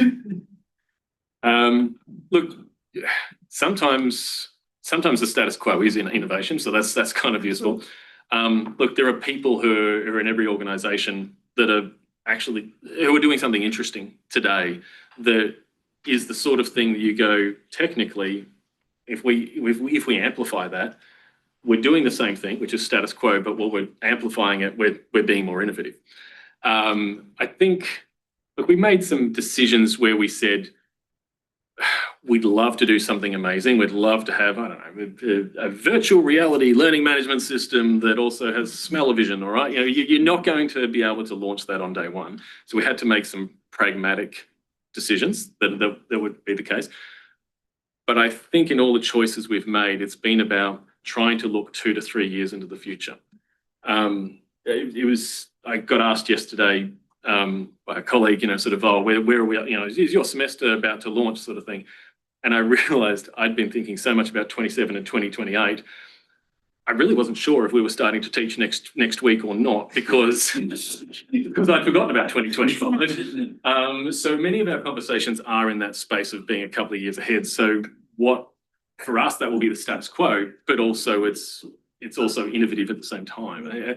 I think we always went into this right at the very start with that major group coming together, was to go, is there something here that people go, we really should amplify? How might we do that differently? And so those conversations flowed through, and now we take them as for granted. And there are so many things that I think, as I say, I have conversations and I go, oh no, we just took that for granted. And people go, what? You did what? How did you change everybody to do this? And we've had to make some decisions where we've said, you have passionately built something extraordinarily customized inside a platform, but we're not going to use it anymore. We're not going to use it anymore. And that means that the thing that you did, which should just be about work integrated learning, but is now about curriculum management, is now about enrollments, it's now about, managing workplaces, all sorts of stuff. We have to break that into 7 different things. And so how do we help someone doing that differently? They're doing the same activities. Maybe they're doing them with different platforms. That's still innovative for them. But it was a method for us to move forward with a good student experience. What really struck me about your presentation was around the organisational structures still evolving. Yep. And my question to you is, you're talking about future focus a lot. How do you think that impacts collaboration and innovation, both positively and negatively, I suppose? Does it? Is it a negative or is it a positive, Because I'm thinking COVID, AI, a lot of innovations come out of that. Yep. Look, I'll speak very personally. I do not have a fixed role in the new university. Yeah. I am working with a colleague who is in exactly the same situation. We are directors of our units who are working and leading people on a multi-year journey towards a future organisation that neither of us has a guaranteed position in. That's the mindset that we're working with. And I'd say that until the final change plan and draft change plans got released, every learning designer, every media person, every education technologist was in the same boat of not really knowing what their future was like. But everybody was working towards, what could we do as an amazing university? And so I think and this is the part that I love, right? This is so exciting. Is like we've done this thing without anybody really saying, oh yeah, well, that's going to be me in the new uni, so I'll just build my own little territory. People didn't know that. Our Chancellor at University of Adelaide, the first thing they did was they said, I'm not going to apply to be the Chancellor of the new university, which allows me to make decisions in the best interests of the university, the future university. I'm not fighting for territory. I'm not jockeying for my own empire. This is what I want. Others, like myself, we're working through this and going, we're not quite sure what the future is.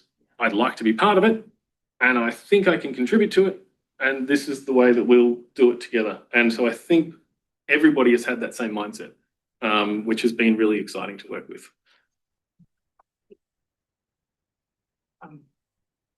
Sorry. I'm hoping someone's checking if there's questions online. I don't have the. Okay. A takeaway time shortly. Okay, righto. Yeah. One last question, and we'll go to takeaway time. Yeah, I was just wondering, with the end piece around the communication, in a standard organisation with nothing going on, yep. Communication cut through is really difficult at the best of times. And you mentioned that you targeted it, but also, obviously you've got various communication methods across the 2 organisations coming together, huge staff numbers, so much happening all at once. Yep. So in addition to obviously targeting the communication and timing it right, were there any specific considerations as part of the ecosystem to utilising the tools? I guess what I ask is, did that become part of that ecosystem formation? Was building an actual communication solution? Yes and no, because at this point in time, Kim can correct me if I'm wrong and Layla can correct me if I'm wrong, but we still don't have the full rollout of new identities for our new organisation. We still have half of our university not having the same username Oh, wow. arrangement that we have today, and we're still working with that, right? The whole thing we were building was without single sign-on, so we were doing a lot of manual stuff behind the scenes, and still. So there have been ways of gathering information about people, roles, and all that sort of stuff, but it's part of that challenge around the change management, honestly, has been just trying to find the right way of getting to the right people and the groups and stuff like that. So that's where some of the leading delay has occurred there. But yeah, that's been an interesting challenge. One that we look at and sort of go for Adelaide University, we recognise this has always been a problem in a regular university for Uni Adelaide and for Uni SA. You want to send a message and you're not quite sure how to get to the right people. There has been a lot of thinking about, let's not do that for Adelaide Uni. We've got an opportunity to know everything about all our people, all our roles, all of our sort of things. How could we do that differently? So I feel like I'm going to have to take that one as a morning tea sort of conversation. And there's a couple there. There are many people in this room, by the way, for who's in Adelaide who can do morning tea. I'm going to say that I've just gone a bit over time, and there's takeaways on the, I remember on the Miro board. We're really looking for people to just, oh, there we go, there's links and things popping in the chat now. If you can go there and just put 2 takeaways from this session and under the appropriate spot, then that will really help us for the conversation this afternoon. Because what I didn't mention was that the takeaways, the sort of takeaways from these various presentations through the day are a great asset that you can refer back to during the scenario discussion.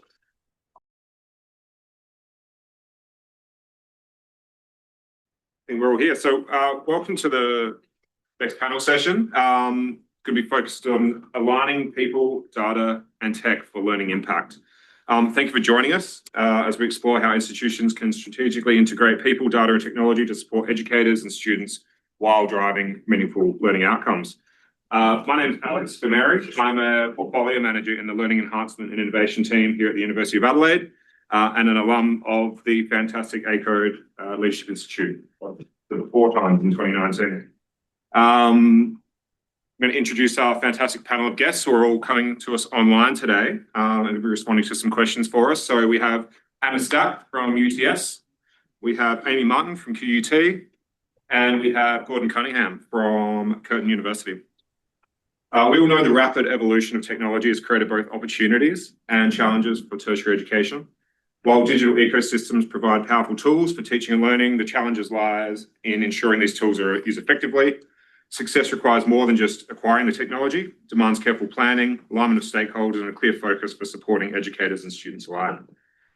Today, our discussion will centre around 2 critical questions. The first is how institutions plan their learning ecosystems. The second is how institutions ensure staff are empowered to deliver great learning experiences.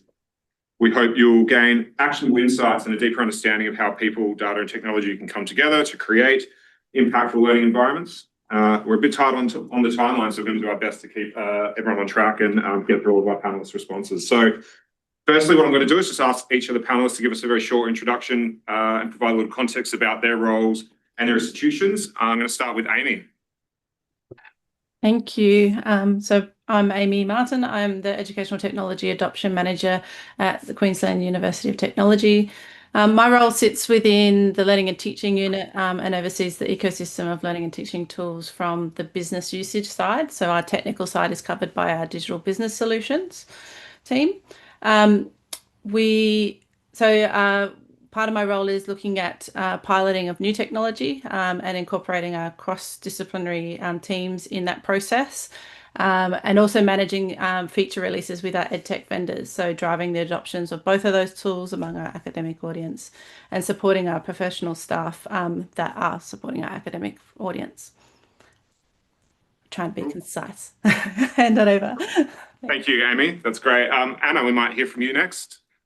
Thank you. Thanks so much. I'm Anna Stack. I'm Head EdTech Strategy and Support within the Learning Design and Technology Unit. We sit in the education portfolio, and I lead teams who support the digital learning ecosystem, primarily with the impact to learning and teaching. So my team of professional staff do this through building vendor relationships. They provide just-in-time support and consultations. They work closely with our colleagues in learning design, ed media, ITU, library, students portfolio, all across, and a bit of kind of UTS context. We're located centrally within Sydney CBD, porous campus, we like to call it, sounds jazzy, within a creative precinct. And we've got around, I think, 50,000 students at the moment. And particularly in the context of TEL, we had a large scale, well-supported multi-year project. I like to say recently, but I think it's coming up to 5 or 6 years ago now, where we moved from Blackboard to Canvas, which allowed it, like we approached it as a transformation. We were able to do a lot of work around the digital learning ecosystem then, which was amazing at the time. But now I think we need to, start looking at those further QA measures, how we pick that process back up ongoing, improve our governance and everything there. But yeah, thank you. Thank you, Anna, and lucky last, Gordon. Thanks. My name's Gordon Cunningham. I'm the Enterprise Lead for Technology Enhanced Learning. My role actually sits within the Deputy Vice Chancellor Academic within our Central Learning and Teaching Unit called LITEC, which stands for Learning Innovation and Teaching Excellence Centre. Underneath that, I actually sit in the learning management and analytics team. So my role is really stewarding all of our key learning applications, including the learning management system. I'm the business owner for most of those applications, whether it's Turnitin, Echo360, a whole vast array of tools that are centrally supported and mandated. I work in between the business, the faculties, and within our digital technology solutions teams. So I'm kind of the interface between those areas. So yeah. Great. Thank you, Gordon. Thanks everyone for your introductions. So we're going to jump straight into questions. We are short on time, so we might go through that order again, Amy, if we could. So starting with you, how does your university identify digital learning ecosystem needs, and how do these processes inform your planning for the future? Okay, so there's 2 parts to this. So I'm going to talk about our official pilot technologies, and I say official because there was that note from Travis earlier about, the shadow tech, and that happens underneath the official lens. But we have a prioritization process where we first individually work with each of our faculties to discuss what themes they're seeing in their discipline areas when it comes to what technology requirements they need in the learning and teaching space. We then collate all of those themes and come together as a larger strategic group involving our central and our faculty leaderships to prioritise those themes in terms of what is the greatest impact for the university at scale. What comes out of those prioritisation meetings is usually goes to a pilot board to start looking at that implementation process of identifying a technology to pilot, looking at the implementation and governance of that pilot and how it proceeds into broader adoption past the pilot. The other part of that is like our existing technology ecosystem, right? So we have obviously quite a large scope of tools that sit within that ecosystem, and a big majority of them are now like that software as a service, constantly evolving technology. So that has required a sort of change in process over the last 5-ish years, where we are actively working with our vendors to drive where they're changing, like where they're developing their tools. So we contribute to their roadmaps. We participate in their early adoption programs to really get to test the tools out, provide the feedback and drive innovation in that sense, particularly in an environment where finance is something that's, I'm sure it's across higher education in general. Finance is definitely something that we need to keep in mind. So we're being asked to do more with less, or more with what we've got is probably more accurate. So our priority there is really focusing on building those relationships with those vendors and making sure that we can upskill our central teams to support faculties as much as possible with our current range of vendor tools. So yeah, I'm trying to keep it concise. So. Thank you, Amy. That's great. Anna, we might hear from you for the same question. Okay, thank you. First off, I love a good racy, so I think a lot of it comes down to those, expectations and clear boundaries. We're working with lots of people across lots of different units and faculties and across the university. So similar to you, Amy, I think, trying to get who owns which piece of the puzzle and how we can all bring it together. On top of that, we've also recently established a digital learning ecosystem steering group, which has got representatives from across the university, mostly within the education portfolio and students division and ITU, to kind of look at how different initiatives are then going to impact the DLE decisions we need to make, prioritisation we need to put into place. And again, that clear priorities, making sure we all know what we're working towards. And also that support strategy that sits around it. So we need to make sure that the right teams have got the right training at the right time, that they know what's happening and how they can work together on what needs to be done. We've also, it seems just changes everywhere at the moment. We've also had IT go through a large change into safe agile model, which has provided further structure for our collaboration. We've always pretty much worked with them in like a loosely agile methodology. So it's kind of worked for us really nicely, but it's given a greater focus on delivering value, and that quarterly planning aspect, I think, has been a real shift for us, and not so reactive to releases and features and projects, but more around what are we actually working towards, what's that longer term planning. And so as a result, I also spend a lot more time with the architecture team working on our longer term planning, making sure we've got those enablers in place before we go. The second critical piece we use within the DLE planning is probably around the data and insights. And so both how the technologies are used and in teaching and learning, but also how they're performing. So we do use quite a lot of dashboards for our planning. For example, we've got one that's being pulled together around our video assets, where they're published, what the student numbers are, and then we can easily kind of define which ones are in need of or the highest priority for professional captioning, whether that's for a student enrolled who requires those services, or looking at the subjects with the highest enrolments and looking at impact of which we can kind of target with the limited budget, back to your point, Amy, that we have around what we need to do to prioritise that.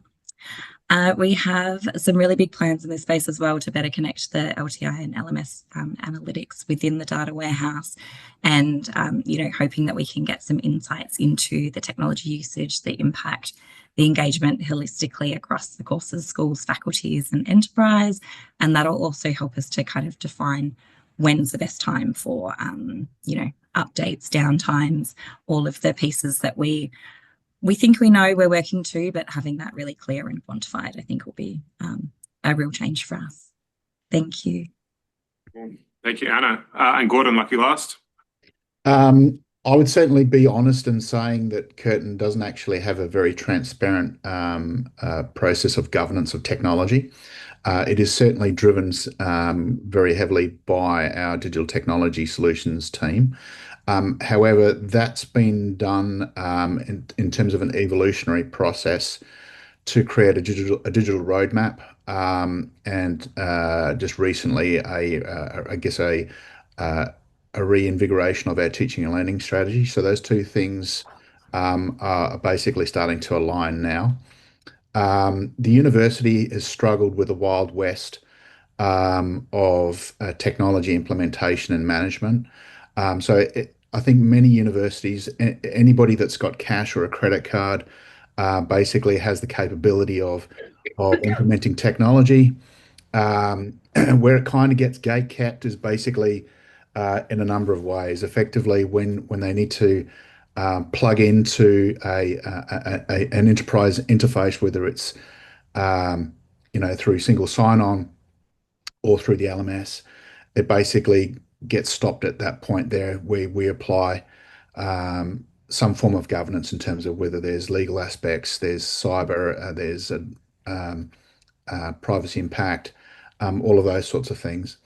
I'll first of all say that doing business as usual and innovation is very hard.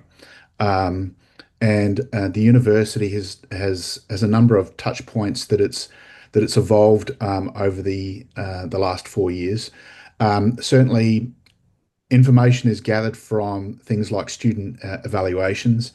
The university also commenced a project or initiative called Battling Bureaucracy at Curtin, which is really just like a huge spitballing exercise of throwing everything out in terms of complaints and issues and putting them all on a massive prioritization list. So there's no one specific avenue that Curtin has taken, but what I can certainly tell you is there's been an evolution. There's also been a purposeful movement at the university to look at closing down data centers, which basically has implemented two processes to occur. The first of all is to have key technology partners basically reinvigorate and underpin our technology strategy and planning. So the university at one point had over 1,200 applications. We didn't have a very transparent or well-defined CMDB or configuration database, management database. So there's been a lot of information that's basically been gathered through information or through business owners. The university also employs digital surveillance. So the university also has the issue of managing licensing and getting value for money. So we've got a platform that basically does metering. We can understand what particular platforms are actually being logged into using Curtin credentials, what traffic is actually being used from external applications, and the applications that we actually know are being used because they're fully licensed. And the university's tried to coalesce a process around either retaining, retiring, or refactoring applications, and coalescing and bundling applications into a more user sustainable environment. But broadly speaking, the way that I like to try and look at technology is either solving a problem or creating an opportunity. So in many respects, most universities have been, I guess, confronted with the externalities of what's happened during COVID, what's happened to the universities with regards to AI. And we've actually had to pivot and sometimes break away from the planning processes that we've undertaken. So it's very difficult to do that, but we're starting to coalesce around a more structured process now. Our DTS folks with digital technology solutions are now gathering what we call ideas. And ideas are things that are basically things that are effectively fit into either a process improvement, a feature request, or a solution to a known problem, or a cost-saving efficiency or idea. So, or even implementing a new technology. So if there's something that is basically, new and is required, it will go through a process by where it goes through a strategic portfolio management process with our leadership within digital technologies, and they basically decide whether they put money towards furthering that. Coming back to the actual governance of the university, we don't have an absence of governance. So anything that's really big ticketed items where you've got major capital works with regards to IT, there's a digital delivery education board where projects are well stewarded and the outcomes of those implementations and investments is well governed. Above that, we also have what's called a digital steering committee, which is basically like a group of senior executives that decide what gets a Guernsey and what doesn't, and that's specifically through our CI primarily. What we're also starting to see now is that there's going to be an evolution where there's going to be more representation that feed into that digital steering committee, and then obviously trying to prioritize what we do in our digital roadmap. And so forth. So there's no one single point within the governance framework the university has. It's kind of quite opaque, to be honest with you. So I don't know whether we're actually unique in that way, but yeah, doesn't sound like. I think it's probably a shared sentiment across many of our institutions. But thank you for that diverse sort of snapshot of how our institutions identify learning ecosystem needs. We're going to move on to the next question now. We are running a bit short of time, so I'll ask you to please keep your answers concise if possible. Thank you. Gordon, I might start with you this time. Sure. What processes does your university have in place to identify and address staff development needs as part of its strategy for future-focused technology and enhanced learning? So we've got, I guess, two prime points of contact specifically that provide professional development. We have a teaching excellence team, which really underpins scholarly learning and teaching, as well as providing, I guess, functional professional development of how to use particular tools within the classroom. But in addition to the central team, we also have faculty learning engagement teams where they actually do professional development that's really centered around the faculty's initiatives and outcomes. So anything that is topical, anything that basically underpins, I guess, the normal teaching and learning process in terms of rinse and repeat new staff. Those are the prime areas. Obviously, something that is topical obviously will always be incorporated into that run sheet. So anything that's associated with the universal design or artificial intelligence or assessment redesign, those are, I guess, avenues by where those teams basically pivot towards meeting the needs of the university going forward.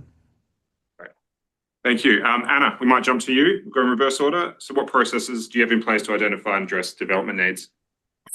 Well, I'm a really big fan of situating professional development in authentic learning. So, Bowd and Brew kind of 2019, as much as possible, trying to embed the learning within those milestones that we've got going. So we do have like an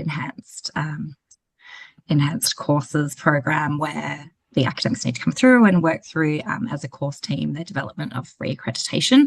And within that, we kind of embed in like what are the affordances within the DLE, what are the affordances for digital assessment, and how we're mapping that across. We get the library in to talk about reading lists. So I think trying to make that like really cohesive, connected, and like point in time really relevant.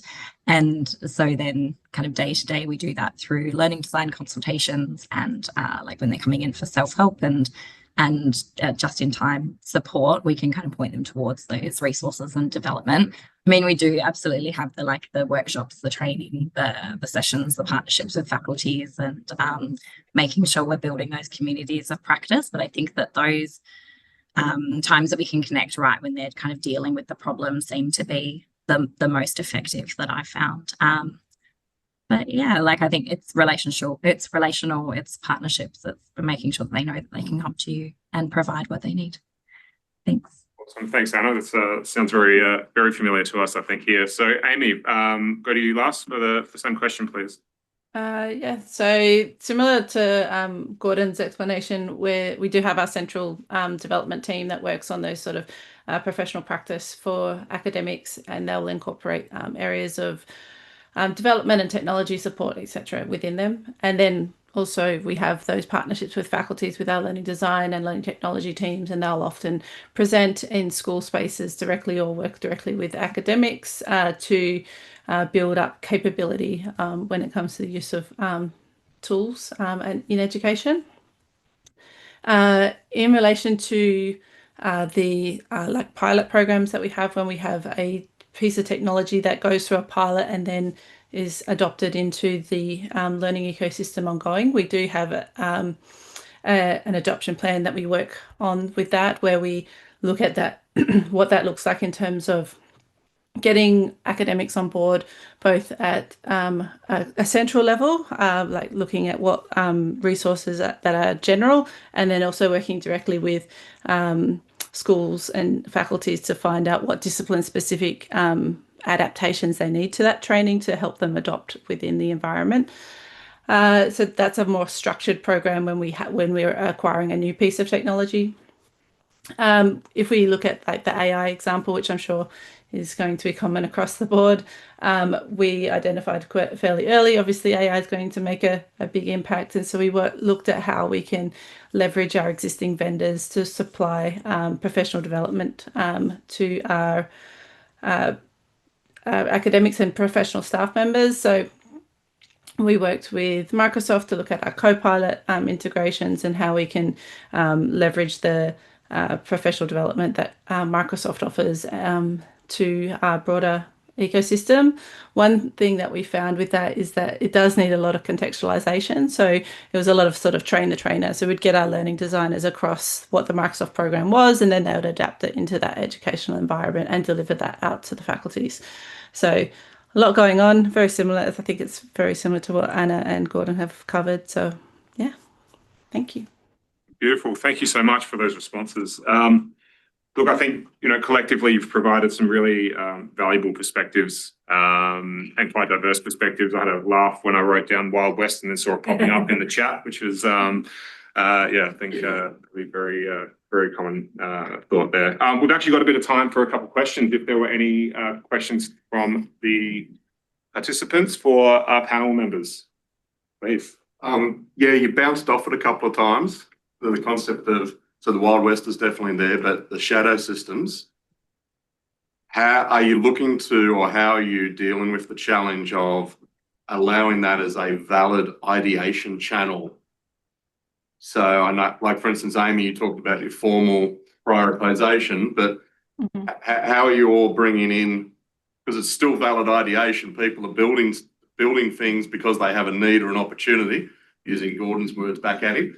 So how are you all dealing with that? Is there anyone who'd like to give us a response to the question?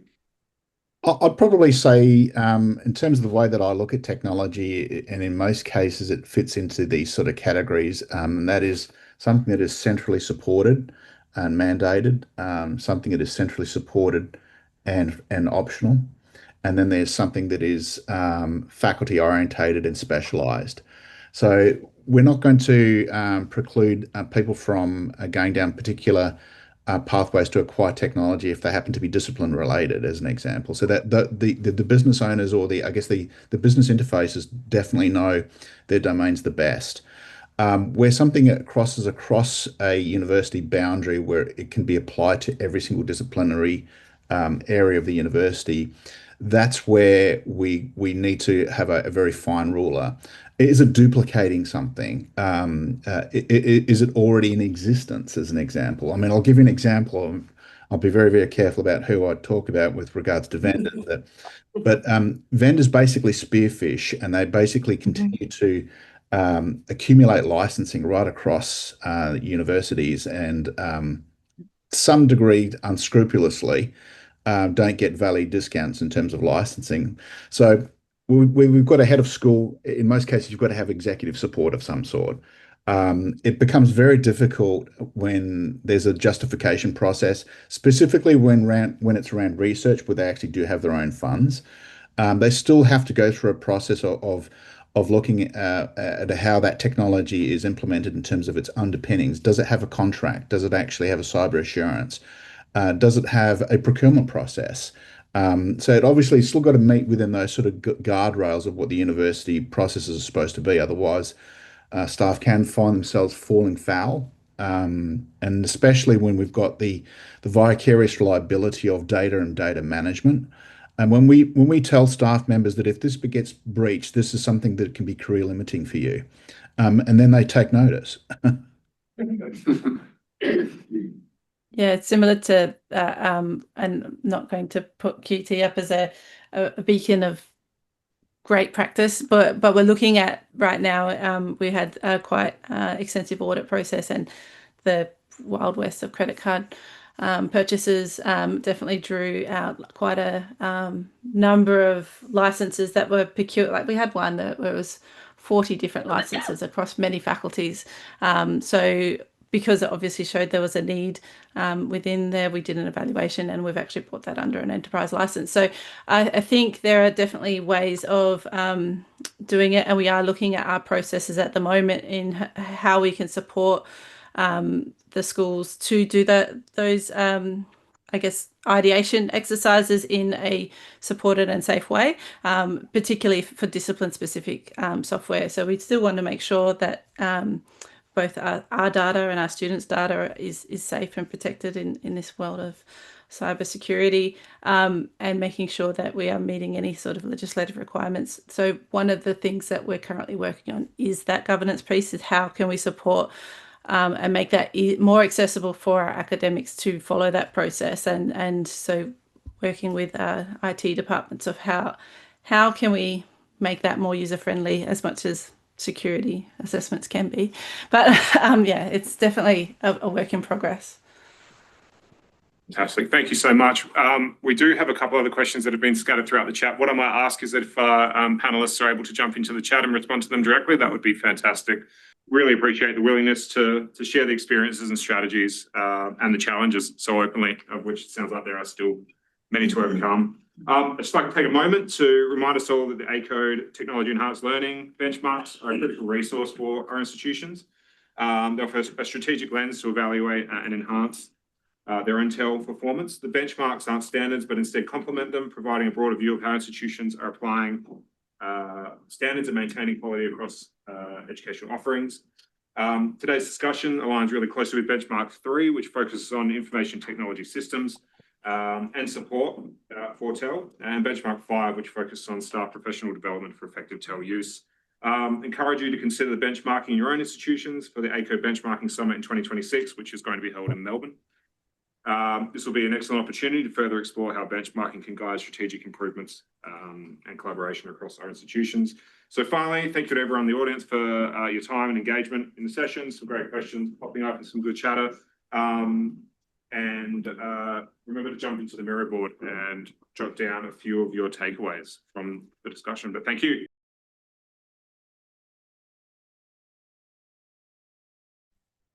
Okay, colleagues, I hope you've all had the opportunity to share your takeaways. I'm just doing a very short introduction to Andrew Mulcahy, who's the technical principal from Morticaps. And Andrew has a fantastic presentation here around the higher learning data standard. And I saw a precursor of this at the Theta conference, and very keen to have this as a great space for a conversation here today at ACODE94. Without further ado, Andrew. Thank you, Travis. And thanks for the introduction, and thanks for that meeting we had a couple of weeks ago, which was really enlightening. I didn't know much about what was going on over here in Sydney from the Eastern Seaboard, so it was a very enlightening meeting. May have been able to use the stuff we're talking about today a couple of years ago, but that's okay. It is what it is. Technical principal for Morticaps, that's my role. This subject matter is going to be a little bit technical. That's kind of my name, my role. My partner in crime, Charles, who maybe some of you have met, Theta, she's the CEO. She's much more flamboyant, marketing-oriented kind of person. So she gives a very flowery presentation. I'm a very technical person. So unfortunately, that's going to be the nature of this presentation. What is Morticaps? Okay, well, it is, whoops, need to click that. First of all, it is designed by the sector, built by the sector, and owned by the sector. That's a key thing that I want everyone to keep in mind.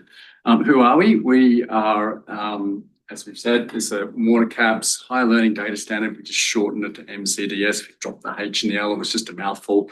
Everyone can remember MCDS, so that's pretty easy. We are what we would call the first Commonwealth data standard, and I'll get into a little bit more about why it's Commonwealth data standard a little bit later. It's aligned with the Core to Perm, so maybe all of you are familiar with that. Higher education reference model, there's a picture on the right around that, and again, built by the sector for the sector. Core have been super supportive of us over the last year, and that's about how long we've been in business building this out. So yeah, we're very grateful to Core. Currently, we have 70 plus Australian, New Zealand and Canadian higher learning institutions that are involved in this initiative. And it's growing like by the week. By the week, we onboard probably, well, last week was about 10 Canadian institutions or more. It is really quite impressive how quickly this has grown. It's exceeded our expectations. It's an open standard for the sector. So if you are a member of Corded or Cuccio in Canada, then you get access to this standard for free. The vendors, however, they do have to pay a price to be a part of this initiative. Okay.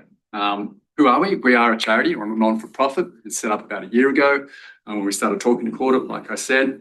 And what we want to build here is an interoperability standard. It's not a data model. It's an interoperability data standard. It can and will also be used in your analytics platforms at some point, we hope, and we're working with a key vendor, which I'll talk a little bit about later, that could be expediting that process. It's all about facilitating collaboration between institutions, exchanging information. We don't want institutions to be sitting in their little islands. We want them to be able to exchange information in a seamless way in an agreed language. And what we're trying to do is reduce the focus of investment on what are typically commodity systems, try and make them a little bit more common, and then integrate them using the standard to make them cheaper and easier to maintain over the long run. That's one of the main drives.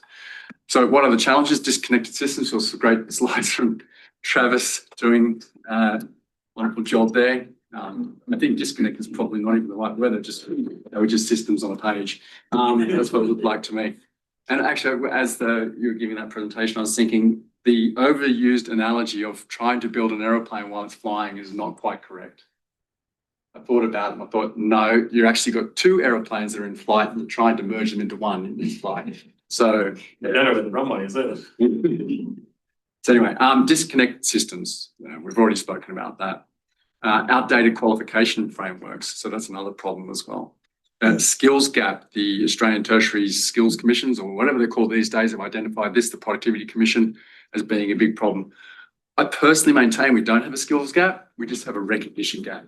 I think we've got plenty of skills around in our population. We've got, 26 million people, something like that right now. The skills are there. It's about recognising them and deploying them appropriately. Lack of lifelong learning options as well. So that's, again, related to the skills thing. How are we maintaining our skills over time? I mean, the most commonly used system out there is LinkedIn for that sort of stuff, but it's a product by a commercial entity, and it has its problems. And also, how do we keep pace internationally? There are countries around the world that are moving at light speed around changing their education systems and the way they educate people. We need to keep pace. And Australia's recognised that, Canada's recognised that, and also the UK have definitely recognised that, and the US. How we started. So Ingenuity Partners is the little icon on the top left there, kind of. I'm from Ingenuity Partners originally. They spawned this initiative 12 months ago, and we started talking to court and said, hey, we see a gap here. What do you think? And they said, that's a great idea. Go and do it. So Ingenuity Partners seeded this initiative. We've also been very fortunate recently to bring on Technology One, who you're probably familiar with, and AWS certainly familiar with. So they're our founding partners at the moment. We're also seeking more funding from other companies like Microsoft, Salesforce, Lucy, and so on and so forth. Alchemez, small consulting company, as is Vantage Forward. So we have implementation partners who are joining us as well. And these vendors, they all have to pay the license. That's why we can be in existence, because they pay us to do this work for you. And you can get this for free.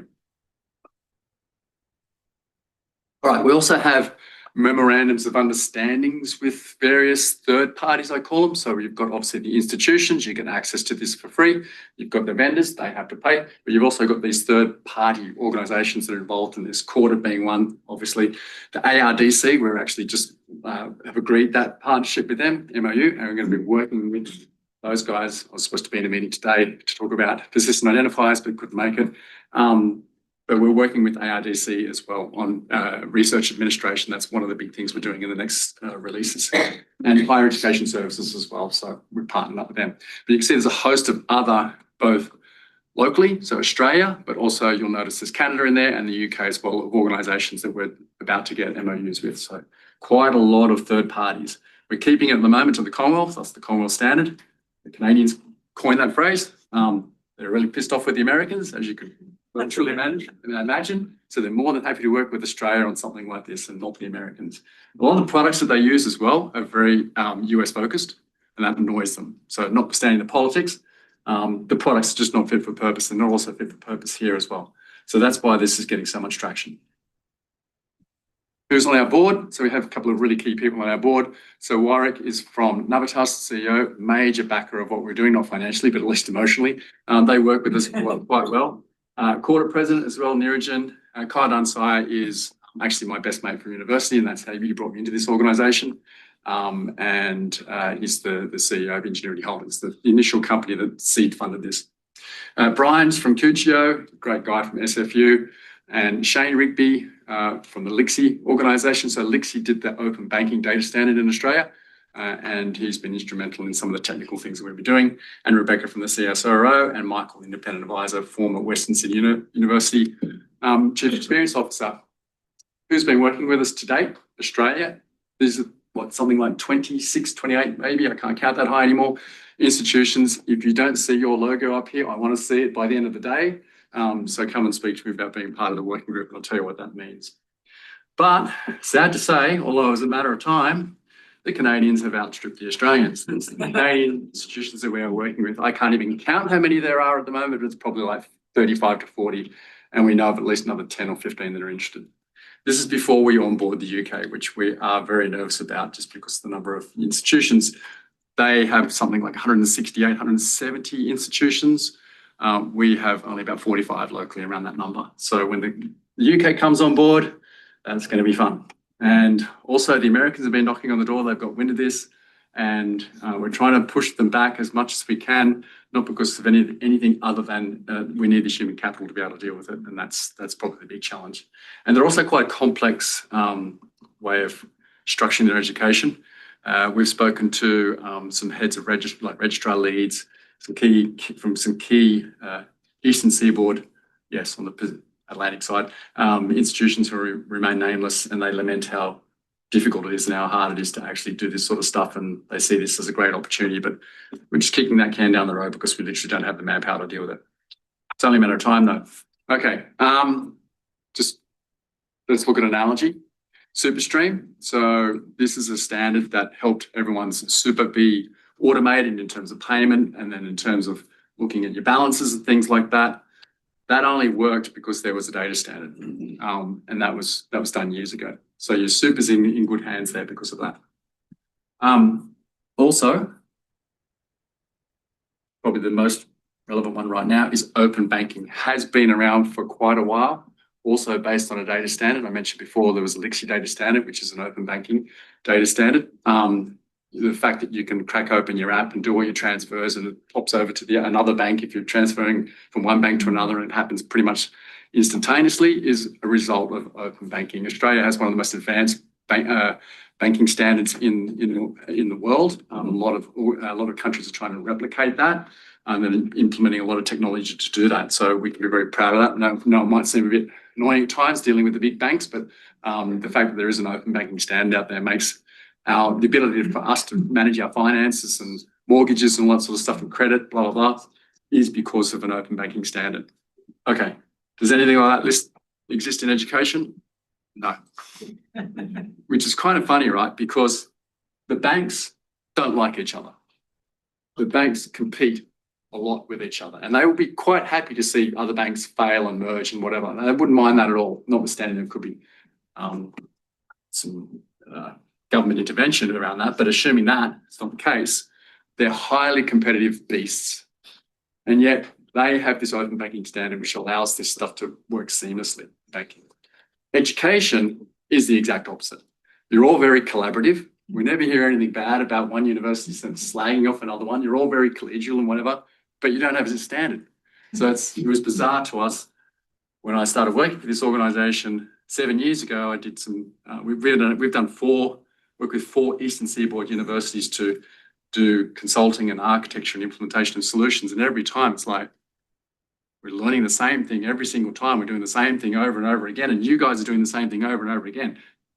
The institution down the road just did the same thing. So we saw the opportunity last year to talk to Cordit and go, and Cordit have the home, which you know of, but it's just boxes on a page. We went, okay, boxes on a page is a start, but where are the lines that draw the boxes? And where are the attributes that fill in the boxes? Well, they don't exist. All right, and that's how we got involved in this. Cordit loved it. Take a little step back. Some of this is a really simplified version of the business problem that we've got at the moment. When I say we, education. You're providing data. You've got data. You want to share it with someone else. You're going to share it with another system, perhaps in your landscape, or maybe you want to share it with an institution down the road, or across the pond, or wherever, somewhere else. Well, how do you do that? That's really difficult right now. Really difficult. But the fact is, you do have systems that can provide information. You have interested systems that are consumers of that information. How do you get that? Well, it's difficult. You've also got this attacker dude in the corner who could be part of that ecosystem. You wouldn't even know. Some institutions we hear have 800 systems. Surely some of those are going to be vulnerable, right? Surely. And the information that you collect in the education space actually outstrips like the personal information you get, outstrips what the finance industry collects. It's way more in education. There's so much sensitive information being held in education platforms, and yet they are probably vulnerable. We have this vision around open education, and that is, I don't like this word, but it's what it is. It's a scheme. And that's how open banking works, and that's how the insurance companies and the energy companies, they have these schemes. So you want to participate in a scheme, there's a scheme owner that stands up the scheme. It's a bit of infrastructure. But what it is you are talking in a digitally trusted way with other participants in the scheme. And not anyone can be a participant. There's a process to be a participant in this scheme. And that will be a very rigorous process. But once a participant is admitted to the scheme, they can exchange information with all other participants on the scheme in the same way. Meaning, you write once, consume many. So, but that's only going to work if we have a common language. So what this standard's about, I liken it to, think of Europe. We have all these nations in Europe. They all speak different languages. What unifies them? It's the English language. I lived in Switzerland for 11 years. 4 official languages in Switzerland. Not one of them is English, but they all speak English to each other. So the people from the French-speaking part will not speak German. German-speaking part will at least speak a bit of French. I don't mind that. But then you've got Romansh and Italian. They use English to communicate with each other. And that's across Europe. So this standard is like the English language. But there's no infrastructure there. So if you're in Europe and you're calling your mate, you're in the UK and you're calling your mate in Germany, yeah, you'll speak English, whatever. But that's a telephone network or a chat or whatever. We're going to need something that is that backbone that exchanges information. That's what this scheme is going to be.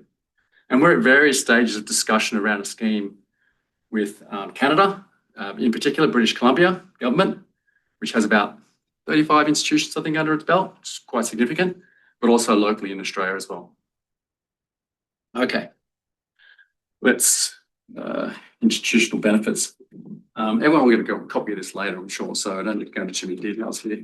And I don't need to tell you about the benefits, but basically, it's going to help your recruitment processes if we've got common language between your systems and other systems, help for financial forecasting and reporting, student wellbeing support, stackable, learnable micro-credentials. Actually, one of the things that we're working on right now is the whole subject of recognition, quite a complex subject. And we're looking for looking to the industry to help us out with that as well. And we're spinning up a working group around recognition. Research administration, which in Australia actually is research administration, but in Canada, it's something completely different. The words research administration mean analysis there, but not here. Anyway, is what it is. And of course, government reporting. We all love to do the government reporting. We all love to fill out those taxi reports, don't we? No, we don't. We don't like that at all. So we've actually built about 50% compatibility into the standard taxi reporting. We've got about 95% for the eventness reporting, which is the TAFE level reporting that they have to do to the government. So there's around about upwards of 95% compatibility of our standard with their reporting requirements. And we'll be increasing the taxi reporting requirements in this version, the next, hopefully get to 100 pretty soon.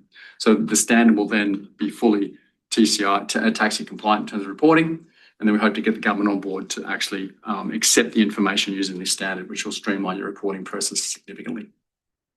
Let's talk about Navitas. So Navitas is a major institution that aggregates. They actually have their own programs, but they also aggregate or have relationships with institutions all around the world in terms of education. So you can go to Navitas as an international student, and they will create a study plan for you in the various colleges or institutions around the world. The big organisation, Australian company, I think they're in Perth, at least they're headquartered in Perth. They were on board with this very quickly, and we've had relationships with Navitas for actually quite a few years. That was probably why. And they have adopted this already into their systems. They are using the language that we're building here in the standard to augment their integration patterns to be compliant with this standard. That's actually in production as we speak. Great case study, Navitas. Practical placements. Probably all heard of the CPP program, Commonwealth Practical Placement Program. So that was an initiative by the government. It's actually running right now to spread about $450 million across 4 years for various programs of learning, 4 programs, midwifery, nursing, healthcare, and something else I can't remember. Always forget the fourth one. Might be teaching. To help subsidise students who are engaged in these particular programs. When they go and do their practical placements, they don't get paid for that. And that's really unfortunate. And a lot of them actually drop out because they literally cannot afford to do the placement. That's very sad. So the government figured that out. Went, okay, what are we going to do about it? So let's put some money aside for that, which they've done. Then they gave the mandate to HES, to Higher Education Services, to build something, but also the universities as well get funding for it. So your universities would have either lent on HES or perhaps built your own system, or perhaps technology vendors like Tech1. You may use their modules that they've built, and there's a few others as well. I think Sonia and In Place perhaps have done something as well. We saw this as an opportunity to augment the standard to take that into account, and we've built into the standard all of the fields and attributes you need and all objects that you need to be able to support this practical placement program. From a data exchange perspective, if you think about it, the university is going to need, well, where are they attending their placement? What units of learning are they currently enrolled in that's related to that placement? There's ATO information they need to collect, so there's personal information that they need to collect. There's an engagement with the student as well around making sure they declare properly, income and things like that, because it is income assessed. So there's a lot of complex things as well that have been brought together in this, and the standard actually accounts for that. And we've shared that with HES. They were part of the program and the project to do this, and they're adopting the structures that we've built into the standard to support CPP. And we're also working with some technology vendors as well, like Tech1, to build that into their products as well. It's a major benefit to the industry by doing that. So it's gluing together curriculum information, benefit information, and placement information into one structure or a series of structures to support that exchange of information. Right. The standard itself. Okay, so what have we done so far? So we've got a party model. Might be talking a little bit more about that later. And we capture person and organisation information. So person means all of the roles that you could be as a person. So you could be a prospect, you could be an applicant, you could be a student, you could be a staff, and you could be all of those at once. Not a problem with the standard. Organisations as well, I think that's kind of obvious what they are. You need to be able to contact these certain things. You need to be able to contact people. You need to be able to contact institutions. You need to know where the locations are. There's a calendar of events that take place, learning periods that take place. There are intakes within the learning periods. This is all for curriculum. Probably the biggest thing that we've done in this is we've modelled the curriculum all the way up from the high-level study plans, where you're executing multiple programs of learning over multiple intake periods or points in times. Very important for organisations like Navitas that set up those programs, but also other institutions that have a college and then they have a university, and they made those transitions between those two institutions. Very important. Also, all the way up from study plans down to your learning outcomes that you want to achieve on each unit. Another thing that we're building into curriculum right now is an assessment rubric. So what do the rubrics look like for the various assessments that you've got associated with your units of learning, or even all the way up to the programs of learning? How do we ID things? So we have a method, which I'll talk a little bit about later, about how we ID things. And recognition, we've already mentioned. Home uses the terminology called credit. We're moving away from the word credit because credit is a very loaded term, and we're using the word recognition, and we're recommending that back to Home to adopt that, which they seem quite receptive to do. Then you've got kind of like a balance sheet thing going on there with the student. You know, what fees are they liable to pay, but also what benefits do they get. We've just mentioned before the CPP program. That's a financial benefit that someone gets, a stipend. That's also modelled in it. But you can have grants, you can have scholarships, you can have sponsorships and other sort of financial benefit types. A reference data we'll talk about, that's a non-functional thing that we've added to it. It's a very important thing that I'll talk a little bit about later. That's what we've built so far. Version 1 started way back when in October, seems like an eternity ago, where we got the blessing from Corded after we did a proof of concept to say, look, this is what we think it could be. We established the working groups. We got 5 Australian institutions to sign up for it. And we started the working group in October 2024. And then we built out, we modelled the student life cycle from when they inquire to when they graduate at a reasonably good level of detail, but not a complete level of detail. And that took us about 5 months. So we released version 1.0 in on the 14th of February, I think it was, Valentine's Day, gift to the sector on Valentine's Day. So we did that this year, and then we started building out 1.1. And we just released 1.1 in June. I think it was like the 5th of June or something like that, 6th of June. And in that included the extracurricular things that we added. It included the placement and benefit things that were part of the CPP program. Not to mention a lot of taxi-related reporting and the full event miss reporting requirements as well were added to 1.1. And you can download that now if you're a member of ACODE, or CUCHO as well in Canada. But you can do it as if you're a member of ACODE or if you're in our working group, you can get access to that. What are we working on right now? I did mention recognition before, a big, hairy, scary topic, that recognition one, because it's only given lip service in home, and that's not enough for what we want to be able to do. So we're looking to expand that out. So again, we're looking for help on that. We're getting people from all over the place to actually help collaborate on that. We'll be spinning up a sub-working group around recognition very shortly. We're tackling finances. That's probably more for the Canadians, it appears, because they have some very strict financial reporting. Our reporting on the tax year is covered pretty much okay there already, so don't need to worry about that too much, but they have quite a different level of financial reporting they need to do in Canada, so that's why we're tackling that one. And as far as learning and teaching is concerned, I mentioned before, we're adding assessment rubrics as well, which pretty much covers the whole curriculum there, which is great.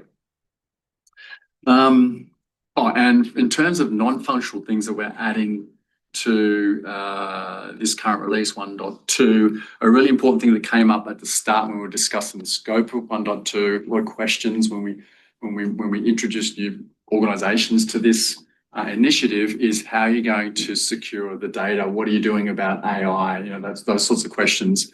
So we've added a concept called data concerns, and it's the ability to decorate the data, the attributes and the entities within the model at your discretion, at an institute's discretion, how they want that decoration to be, to basically say if someone's going to consume this information, how are they going to treat that information? So if you're sending information from one institution A to institution B, you decorate the information to say you shall treat it this way. This is our perspective of how this should be treated. And it's up to that consuming institution to honour that. Now, we can't audit that. Only you guys will be able to audit that to determine if they're actually playing by the same rules. The standard won't be able to audit that and will not know what it's doing, but at least the decoration is there. This is going to be really important when you want to be able to upload information to AI engines. How do you know they're dealing with that responsibly, right? And how do you deal with consent? So if a student doesn't give consent for certain things, how are you tracking that? And how does the receptor of that information know that that consent's been given away or granted or whatever the case may be?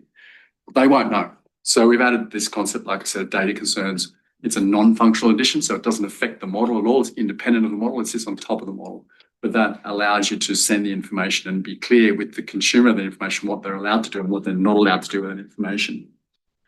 That's a non-functional change to 1.2.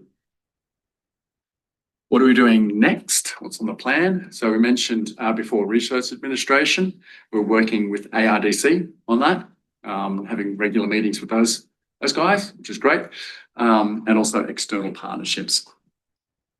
1.4 is the really exciting one, I think, about the skills taxonomy. We mentioned before around the Australian Productivity Commission, been really focused on skills. So we're going to tackle the skills taxonomy, same problems happening in Canada. It's just we are like brothers and sisters here. It's just bizarre. Every time we have the conversation here in Australia, we have the same conversations in Canada, and no doubt we're going to have the same conversations with the UK once they get fully on board. So yeah, skills taxonomy, which is a priority by the Australian government. So that's going to be coming down the pipes as well. Moving on, it's probably too much detail to go into here. Once you get the model, I'm sure you're all going to get it. I'm sure you're all going to sign up for this because you're not leaving this room until you do. But once you get the model, you can have a look. I'm not going to go through all of these, but we've been adding quite a bit of data to it. It's currently sitting at 10,000 lines of code, the model, and that's going to keep growing, hopefully. Some key things we did, however, add to version 1.1 around curriculum was the ability to have a proper sequencing of the curriculum and to manage the relationships or the logic between the units of learning that are part of the curriculum as well. and how you group different things together to be electives, to more core or flexible, that sort of concept as well with the curriculum. So very important additions there. And as I mentioned before, for the CPP, we really added the benefits concept as well as the placement concept as well. We expanded that out quite a bit. I mentioned before we have a party model, so I'm not going to go into too much detail here, but basically you have two types of parties or subtypes, an organisation and a person. Like I said, the person has all those roles, and that the roles can overlap without a problem. That means you can use the same ID across it, so you don't need to know if you've got the ID of the party. You don't need to know anything about it, because if you have the ID, you can figure everything else out as well. I mentioned curriculum.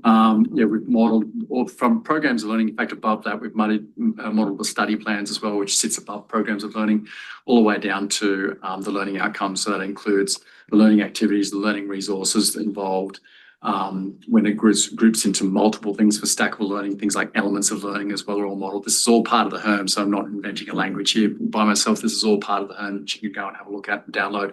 We've aligned as best we can with the HERM. So if a definition is in the HERM, we've used it.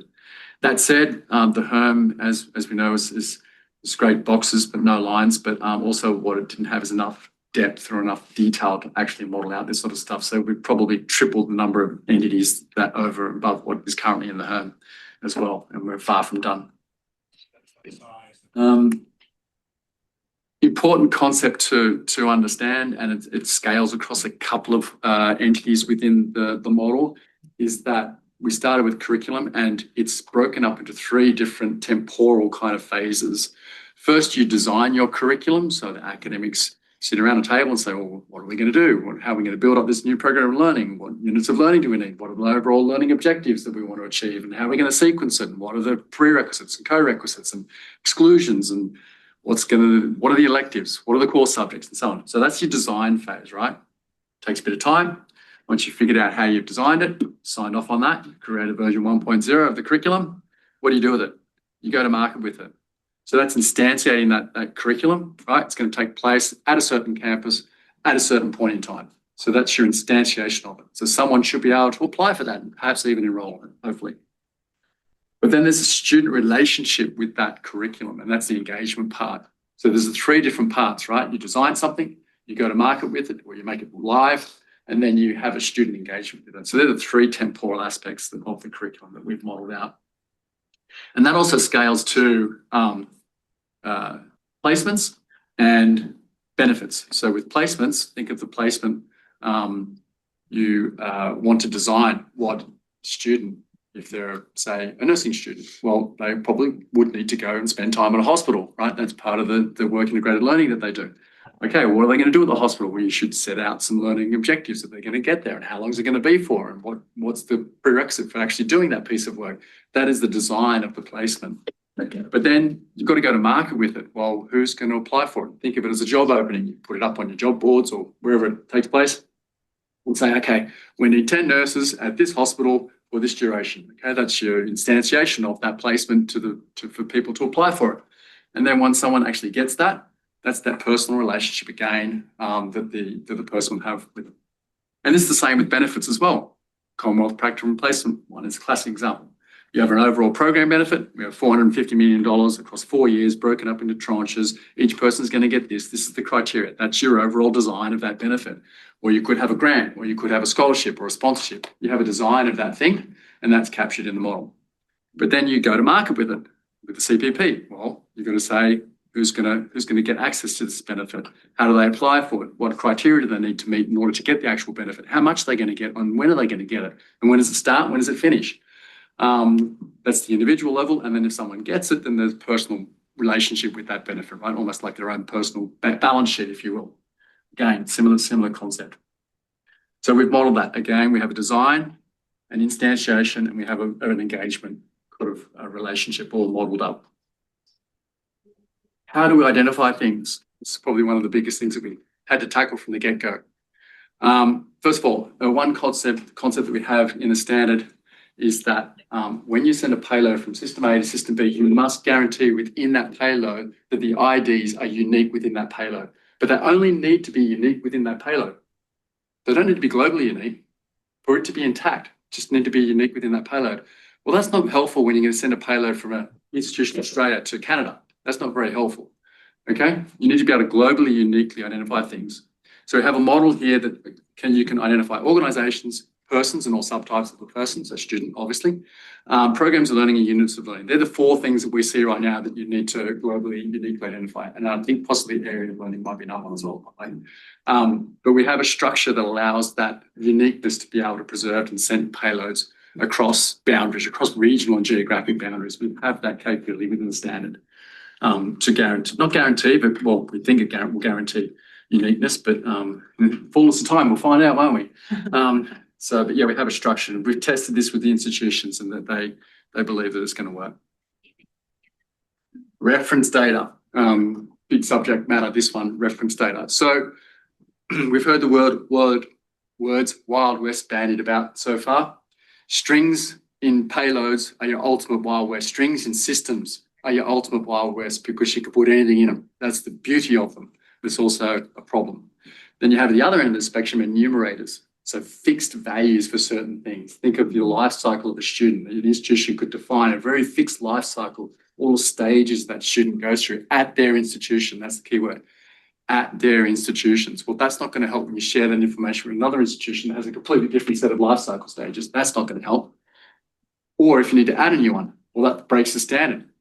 Okay, so strings are a pain in the butt, enumerators are a pain in the butt.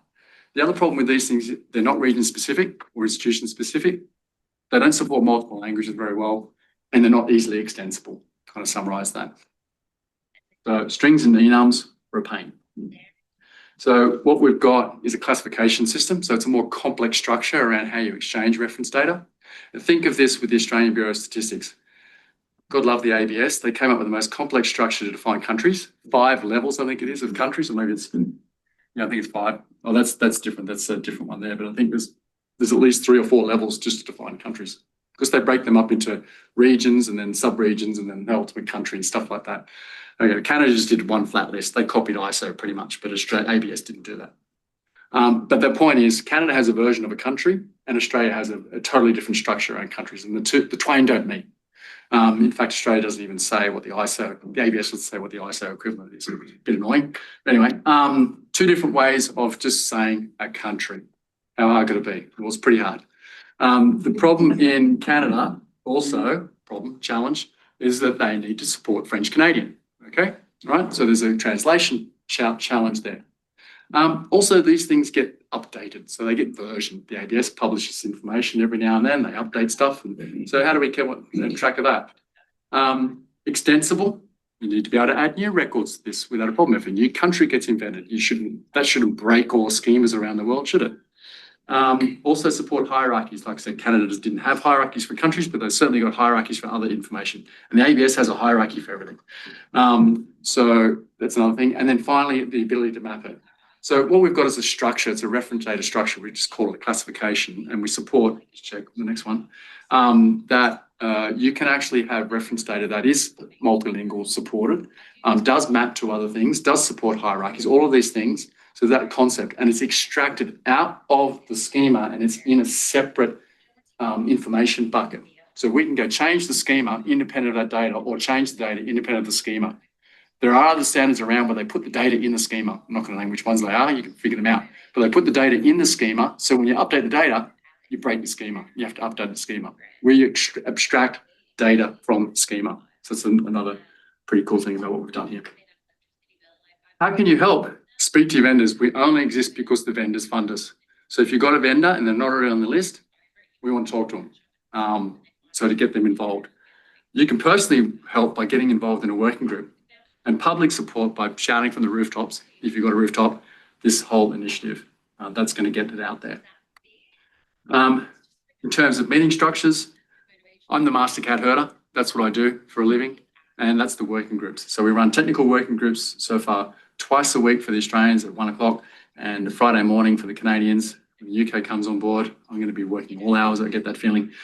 We have a monthly executive meeting as well. We've also spawned some technology, monthly sub-working groups. So Tech One, we have a monthly sub-working group around Tech One, and we've also got a general architecture one, which has just been spawned as well, and an AWS one, which is all around the AWS products. AWS is going to be really, really great in this. They're so excited to be a part of this. I mean, we've got a full day workshop with them tomorrow actually about it, to work on what the patterns will look like in order to try and stay away from the technologies, but what the precise technology, but what the design patterns will look like to use this in an analytics layer or a data warehouse or a data lake or whatever you want to call them. So they're great. Really looking forward to getting involved with them. And if you're exec, you've got some other responsibilities, so I won't go into those because we don't have time. I will pause there. Like I said, I'm sure you'll all get a copy of this later. Is that right, Travis? Yes, exactly. So think about time. Maybe 1 minute over from where I said I'll give time to you guys if you want to ask questions. So go for it now. I didn't check the chat, by the way, so I don't know what's going on in the chat. So knows what's going on in the chat. Yes, question in front of you. Thank you for that. Be overwhelming. My question to you is your working groups from a tech side of things. So one of the things we're working with is around tool evaluation with digital services and IT. And there's, with the herd model, there's a very big tech focus. And I like how you framed it with the lines around it because there's no depth to it. So I'm just wondering, one of the challenges we've had is bringing that human lens or that teaching and learning lens to our evaluation and bridging that gap with digital services and IT. And I feel like that's a common challenge across institutions.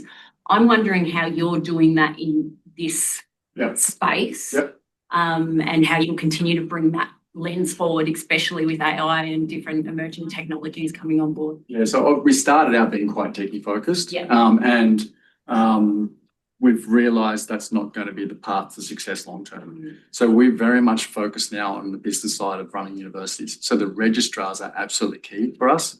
We typically try and find them first. So initially it resonated very quickly perhaps with the CIO, the CDO, those sorts of technology type roles. And they were on board very, very quickly and stumped up some data architects and solution architects and so forth. But it's morphing a little bit now to be more registrar focused, who have a bit more oversight about how you actually run the whole university. So we're shifting our focus pretty much. We keep trying to balance them. Because we've still got technical problems we need to solve, and the technical people know a lot about, oh, it works like this. And the business have a lens like, oh, hang on, maybe we need to look at it in a different lens. So we're really trying to balance that out. And has that reshaped what you've done at all? That's probably why we've got different working groups being spawned. So we're spawning a financial one as well, which is not technical at all. You need that one. And the product related ones as well. But the recognition one is going to be, I think, the really interesting one coming up, because that's not techie at all. That's like, well, how are we going to solve the whole recognition problem?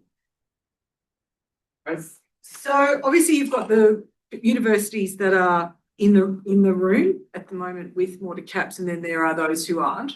So just from a what it looks like perspective moving forward, if your university wasn't in the room and remained in the Wild West, but then you've got the others that have come on board, what does that look like when your data standard is finalised and applied? There's some universities that will be able to access it and others don't, or all universities can access it, provided they're a member of CORDIT.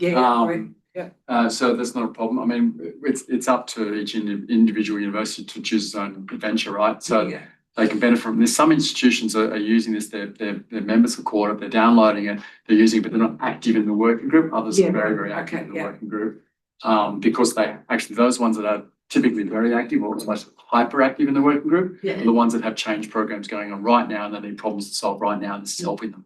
So we're working closely with a lot of these institutions that they've got their people looking at every single field going, how are we going to use this? How are we going to map to that?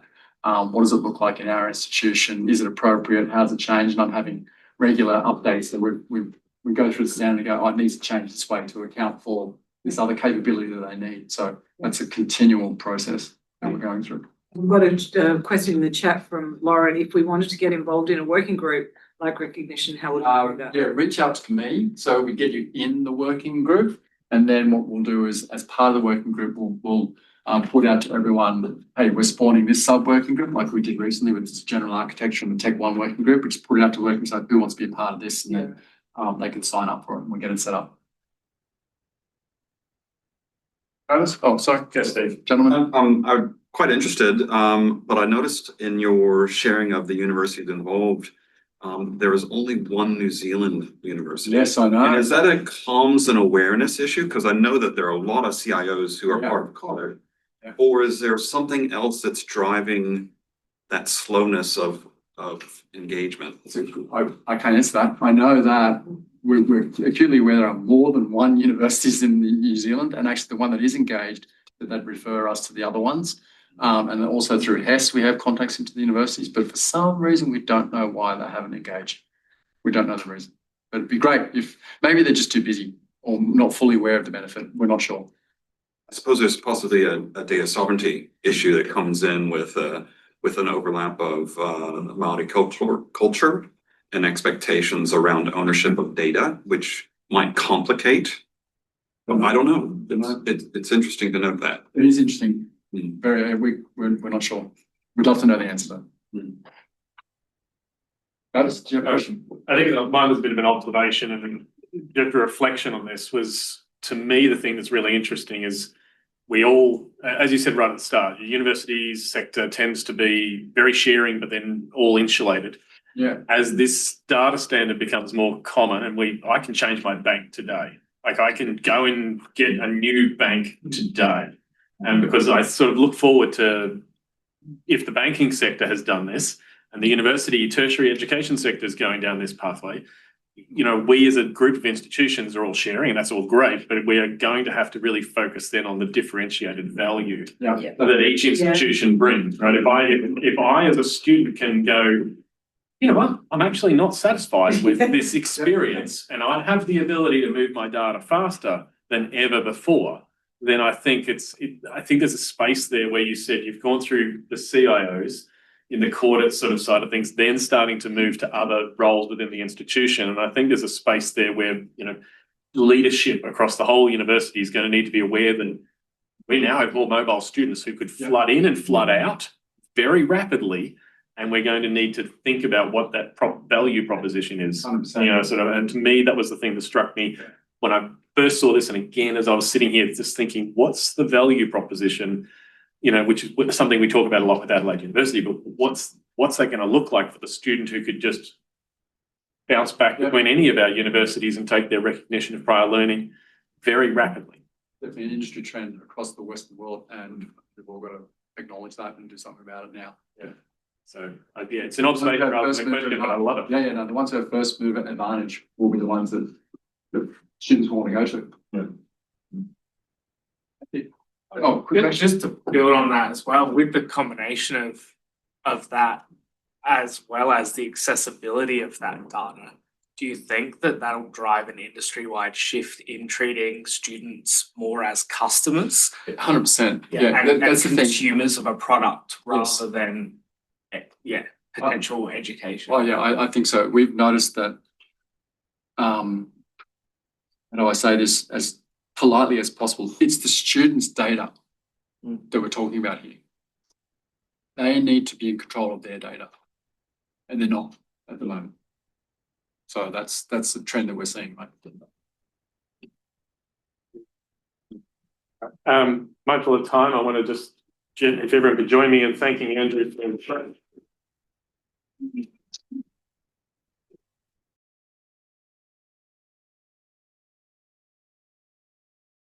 Carlos, I'll pass to you, and thank you very much for sharing your insights today. Okay, good. Yeah, thank you. Thanks so much for the opportunity. So as mentioned, my name is Carlos Dominguez. I work as Head of Digital Learning Systems and Emerging Tech at Torrens University. And I've been working here for about 1.5 years. Before I was at UNSW, and before at Macquarie, and previously Sunshine Coast Uni and Bond University. So I've been around some universities here in Australia, always in the area of digital innovation. And today basically what I'm going to be talking is the transformation, the digital transformation that we experience in the last 3 years. And basically that experience has been related to our digital systems, in particular the LMS. And that to start with, Torrens about 10 years ago, and I don't know if I can share my screen. Again, today my talk is about Torrens Reflections on Growth, a digital transformation. So Torrens, for about 10 years ago, we were using Moodle. Moodle is an LMS, pretty sure everybody's familiar with it. Then after 2 years, a lot of mergers happened. Torrens used to be owned by an American group called Laureate Education. And then at that time, 10 years ago, Laureate basically acquired different institutions. One was Torrens, and there was Seek Learning, and there were different ones that were merged together. And initially, the LMS was Moodle. Then there was an initial first migration into Blackboard. Blackboard remained the main system for about 10 years. And then about 3 years ago, we made the decision that we needed to evolve and move away from Blackboard and into what became, or what is become now, the main LMS in the market, which is Canvas. There are multiple reasons why we choose Canvas.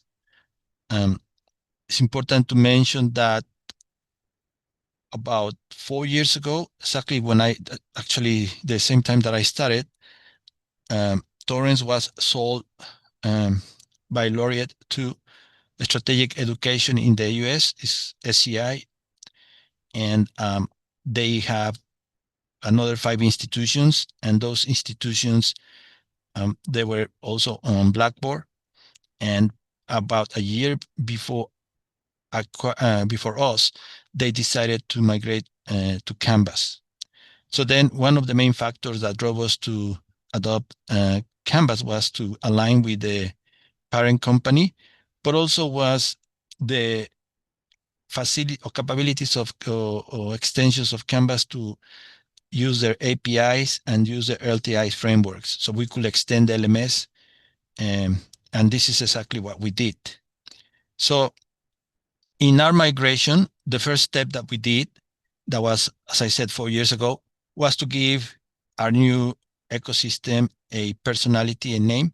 We call it MyLearn, because before it was Blackboard, and before Blackboard it was called Moodle. So we didn't want it to be called Canvas, and we call it MyLearn, and that basically came from my experience of other migrations that I had been involved. One was Macquarie from Blackboard WebCT at the time to Moodle. So the idea was to create and give it a personality.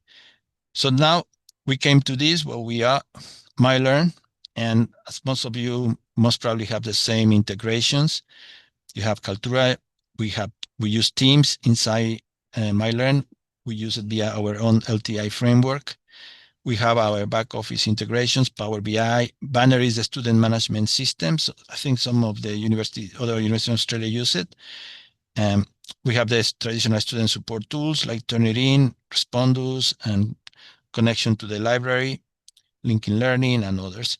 We have some in-house tools, the Assessment Data Store, and also Faculty Action Center is a tool that we use to manage the multiple classes by the academics. And one that I'm going to also describe today is our own agentic AI solution. It's called Torino. So now, first I'm going to start with what was this transformation. We call it the digital learning ecosystem. And what we basically did is we have our courses were basically in Blackboard. They have a fixed template, and that template was basically embedded as an iframe. Now, obviously, it was extremely difficult to do a simple export-import into Canvas because of the iframe. So everything was coming completely messed up. So then what we did is we engaged initially to convert everything into a single page, a company called Crystal Delta. So they help us do the initial phase, which was basically convert all the iframes into basic one-page HTMLs. Now, from there, we have a process of reviewing that all the content has come across. It did. That was about 2 months of work. And then at that time, GenAI became, ChatGPT was released and became very popular. So we thought, okay, we can leverage AI to basically standardize the HTML. So that means that the source HTML that we have imported from Blackboard, the simple HTML page, was completely without any standardization. So then what we did is we created a series of prompts, and those prompts identified all those tags in the HTML that came from Blackboard, and then substitute that for standardized tags, allowing us to have a very specific template that I will show you in the next slide. But then this part, traditionally, before having AI and having an LTI in-house integration that we built, it will usually have taken us about a year, and we were estimating about 20 people employed to help us do that manually. Instead, we reduced that to about 6 months, and basically we have 2 people involved in doing this. So it was a significant saving for us. Then we have a series of steps that require to review everything, the new content that came from Blackboard, if it had come across correctly, and if the HTML standardization has been done properly. The problem we have is that in Blackboard we have 5 different templates. So, and we didn't know which one was using which one. So it was very difficult to generate those prompts that could actually identify those tags to standardize them. But we basically did a script that allow us to tag the different templates, so the 5 different templates, and then from there we group all the different classes that were under that template, and then apply the different prompts to standardize this HTML. Then we have vertical, well, basically in Torrents, verticals are the faculties. So we have someone from the faculties reviewing, and a team of quality assurance. We employ an external team of that was doing the quality assurance for us. So the whole process took us about a year and a half, which initially, when we first started scoping this, we estimated 3 years because we didn't know we could leverage AI. Now, this is how, on the left, as you can see, this is what a page looked like in Blackboard for us. And then after applying the processes that I just described to you before, this is how it looks in MyLearn. So as you can see, these tabs were all different HTML tags. And then what the AI is, when we put it through it, basically give us this output, the one to your right. And that was done, like I mentioned, by just one person technically. I mean, one developer, and then one person just basically clicking submit, and then the AI was doing the whole process of automating and standardizing the look of the content. So what at the initial phase was almost like a Titanic task that was going to cost us about 3 to probably 4 years, ended up being a year and a half. So here, some of the impact that we have with this is the AI uplifts save us about 15,000 hours and 2.4 million in times and resources. Now, the learning content is now completely, in the past, we didn't have full accessibility. So now it's accessible by any device. Well, we have about 18,000 students and 200 stamps using the platform.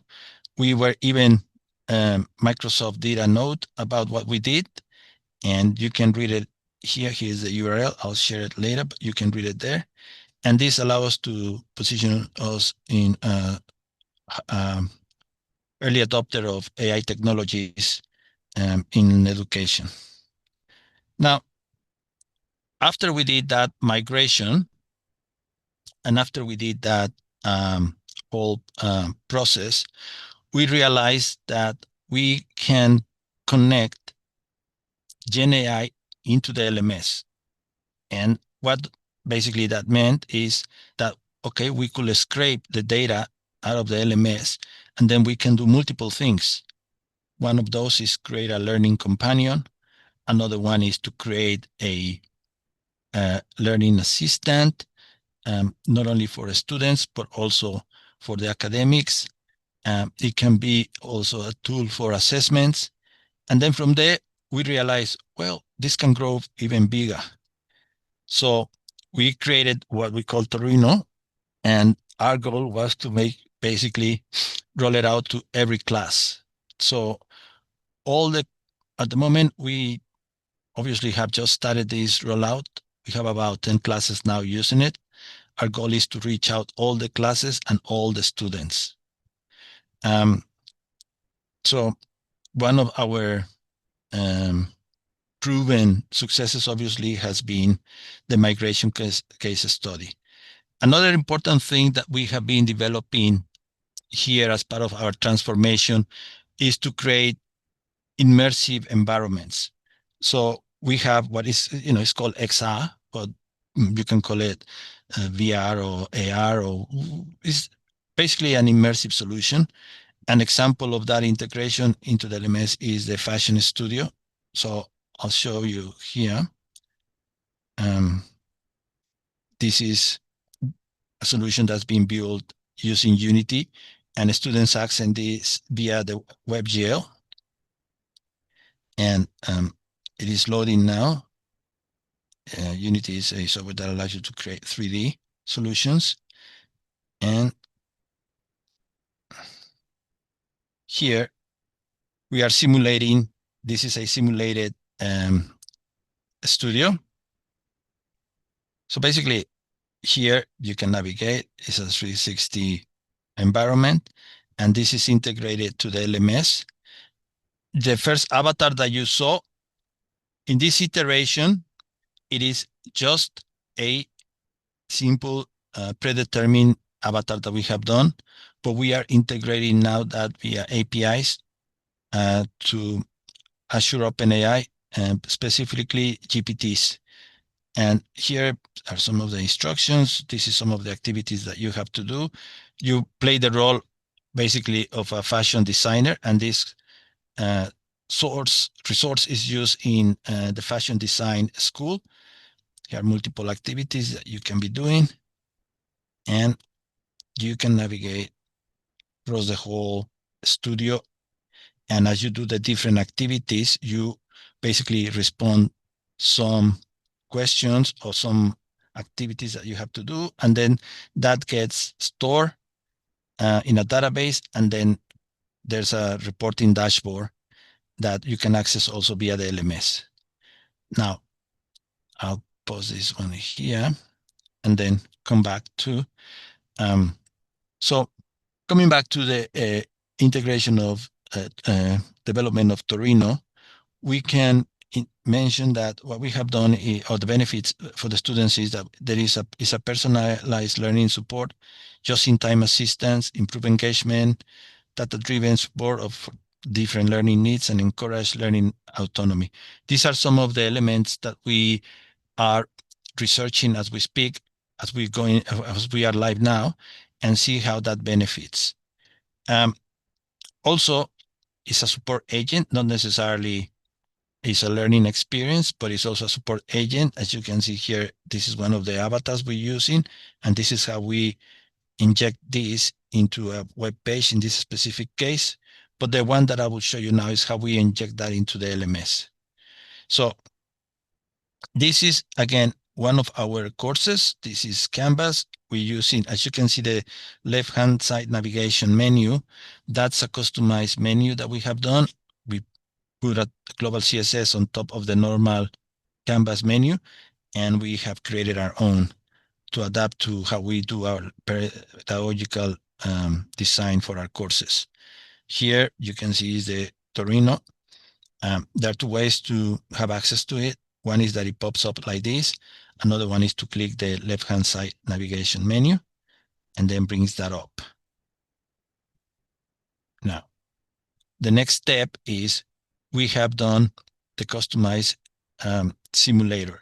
So basically, this is the avatar, and then this avatar interacts with the student, asks questions. This is inside the class again, and then it provides you responses that are basically related to the content of that course that you are doing. We scrape the content. Then once that content has been scraped, we are also fine-tune the model so that the responses can be basically related to what that content is. Obviously, one of the main aspects has to do with copyright. So we have a copyright officer, and she contacts the reading resources authors of the resources that we use in the subject, and ask for the permission to basically use or scrape their papers. And about 89% of them agree, but 15 or 10% did not agree. Can't remember the reasons, but basically we are using also the journals data so that when students interact with this avatar, they can ask questions related to the course, and those questions are later, and the responses given by the avatar are later used as part of their assessment that they submit in the traditional way with Canvas, or MyLearn as we call it. Now, this is, I'm gonna stop sharing a little bit, and I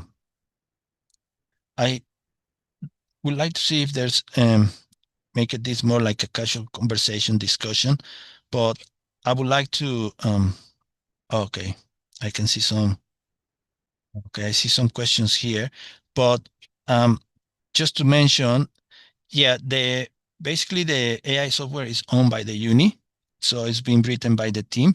We don't own the AI models because we have to use, basically we get access via Azure Azure AI, sorry, and we get access to GPTs. These are there are different models that they use. You can use your own Gemini. You can use whichever model you have, you want. You can do it via an API. So you get access via that API and everything. And then the script from each of those courses has been transferred to a general AI database. So we set up our own database when we scrape the data. And then we actually, the only thing we get access via the API is the model. We don't push any of our data into the model. We just basically utilize that model for the reasoning that takes place in the so we need to take the version. Content. Yes. So to answer this question, yeah, I'm just reading the different questions. Sorry. Yes, basically what happened is we have from Blackboard to Canvas, the company Crystal Delta basically undid our because what we have in Blackboard before, if you can, let me show you in the presentation, is this one. Okay, you can see this. This was an iframe inside Blackboard. So there was no LTI, no API connection, nothing. It was just a simple iframe. And this was hosted in the Blackboard CMS. So what we were doing is basically just linking to an internal HTML that we were hosting in the Blackboard CMS. But we have no data of who was looking at this, nothing. Nothing. The only thing we have was clicks. That's it. Then the editor basically what was doing it was in a URL connected via LTIs. We use for the LTI, we use Svelte, which is a framework.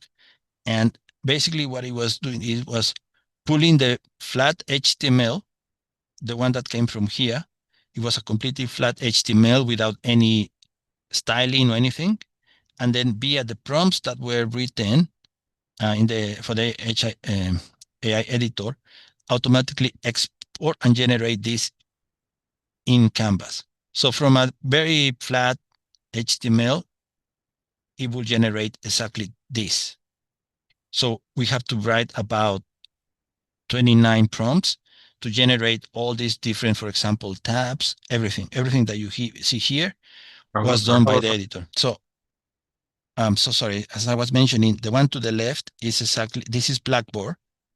And this is the iframe that was embedded in Blackboard. The one to the right is the output of the AI editor in Canvas. Now, it's not that from Blackboard, the editor put this into Canvas. No. What happened is from this piece that you see on the left, basically Crystal Delta, an external company that we engaged for this process, which took about 2 months, 2.5 months, they converted this into simple flat HTML without any styling. Then the editor connected to Canvas via an LTI and APIs. And then there was in the editor, there was a submit button that basically will allow the user to tick all the different elements and the structures. And then from there, after they tick, they will click submit. And then the AI editor, based on the prompts, will generate this visual to the right, the menu. So that's exactly how we did it with each of the pages. The human intervention was basically tick each of the pages. That took about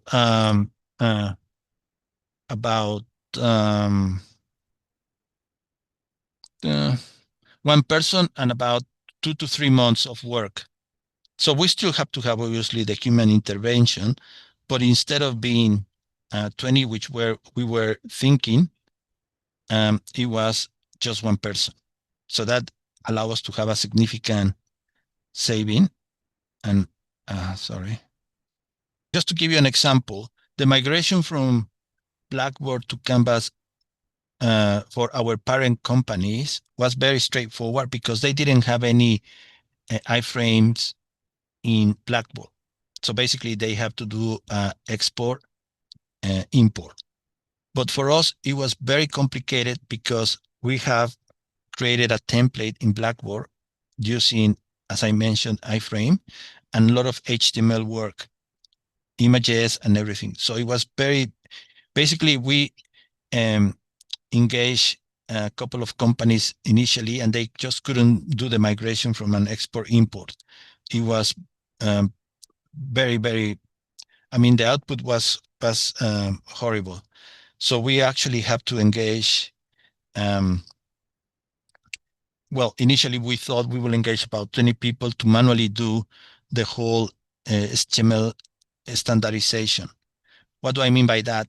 For example, if we detect a specific div that will refer to the heading, we will name it specifically heading module 1, and those will be the same for each of the pages across the different courses. So basically what the AI did is every time you see the word resources, make it an div and a heading called resources. So that's what the HTML, the AI did, standardize the HTML. So the HTML across all our courses is exactly the same. The content is different, but the HTML is completely identical. So, and I actually would like, okay, what if they didn't tick yes? And yeah, okay, yeah, I can see, yeah, there, here. So what if they didn't tick yes? And we have multiple cases where that's when we engage the external teams for the quality assurance, because they are the ones that provided us with a review of exactly what they should look like. So we have a group of 5 people visualizing and going through each of the courses and giving us a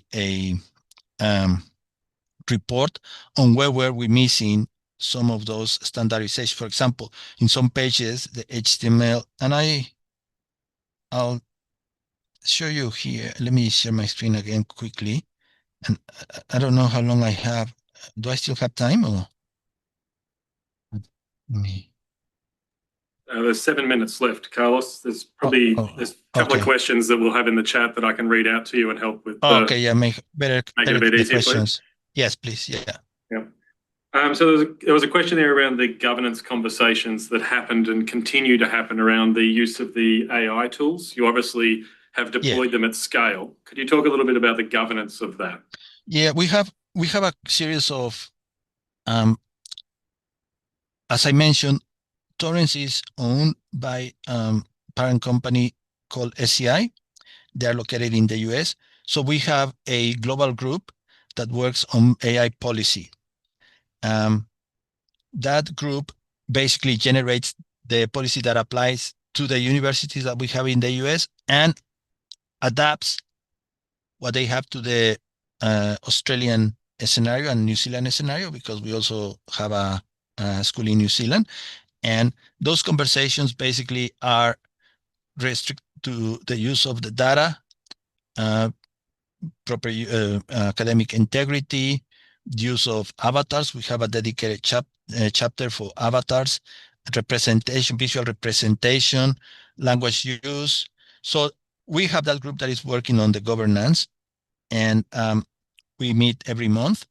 And we have released the official policy a couple of months ago, and that's the one that we are implementing. The one in Australia obviously aligns to what the TEXA and other institutions, organizations in the Australian government bodies are telling us about the use of Gen AI. So, I mean, my role is innovation. So sometimes innovation maybe moves faster than regulation. So we always have to be conscious of what is being regulated, but at the same time, we are generating resources that can be or can help us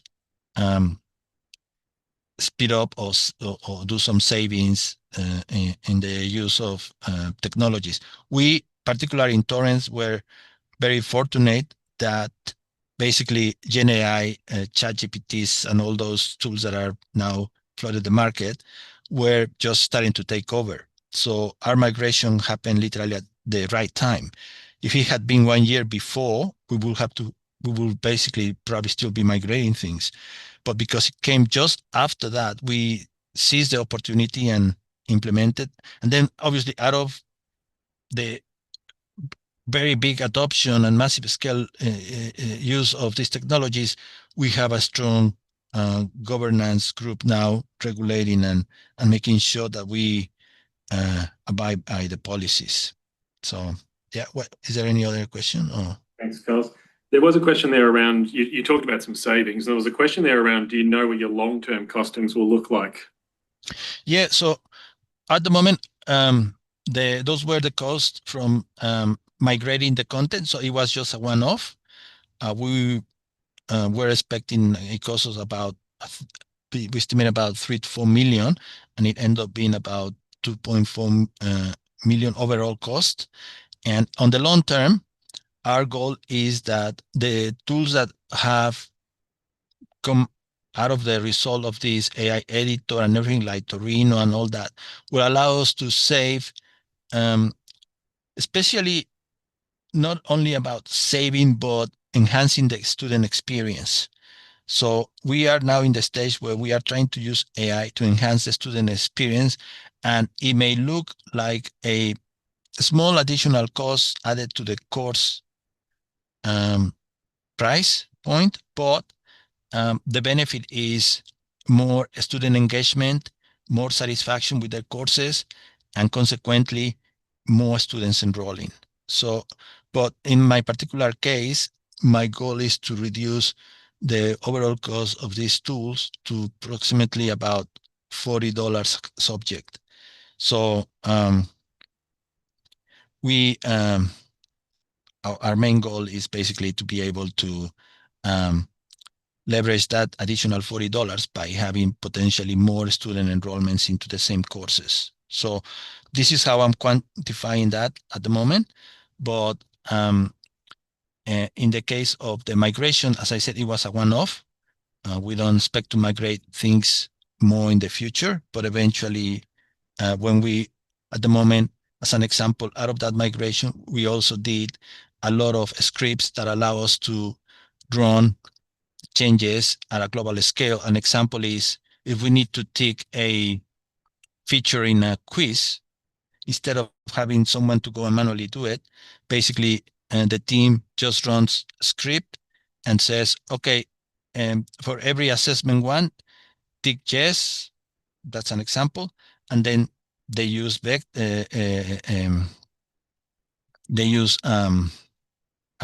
word escaped from me, but basically when they run this, all the courses get updated in a matter of 10-15 minutes, which in the past, traditionally, we will hire people to help us basically go and tick everything. So automation and AI has been very powerful for us to reduce costs in when we have to do massive changes, when we do global transformation, because, and I'm pretty sure some of you experience the same. Traditionally, you needed to change, for example, a major issue that we have now is that all our Soviet outlines are in PDF, and we are updating that to be fully HTML. We're doing that via AI. So instead of having a person basically copy and make it that as an HTML, we're using a AI tool that allows us to do the conversion.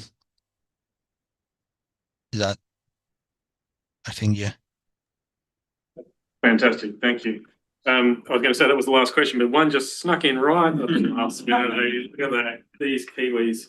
Whether Torrens is using a single centrally designed and determined university template for all your courses. Now, yes. That's that. The short answer is yes. There you go. Look, bang, boom. Yeah, it is. Obviously, there are conversations about this and what's the best approach, but at the moment, yes. Yeah, and look, thank you very much for sharing. We'll start to wrap it up there. I want to, if you could all join me in thanking Carlos for. Thank you so much for having me. I really appreciate, and it's very, very happy to be. I appreciate that. I just, as a note, 3 weeks ago, I was in Europe presenting something similar. So it's very nice to be back here in Australia and ACODE to present an amazing group. So again, thank you so much for your time. Yeah, thank you. Thank you.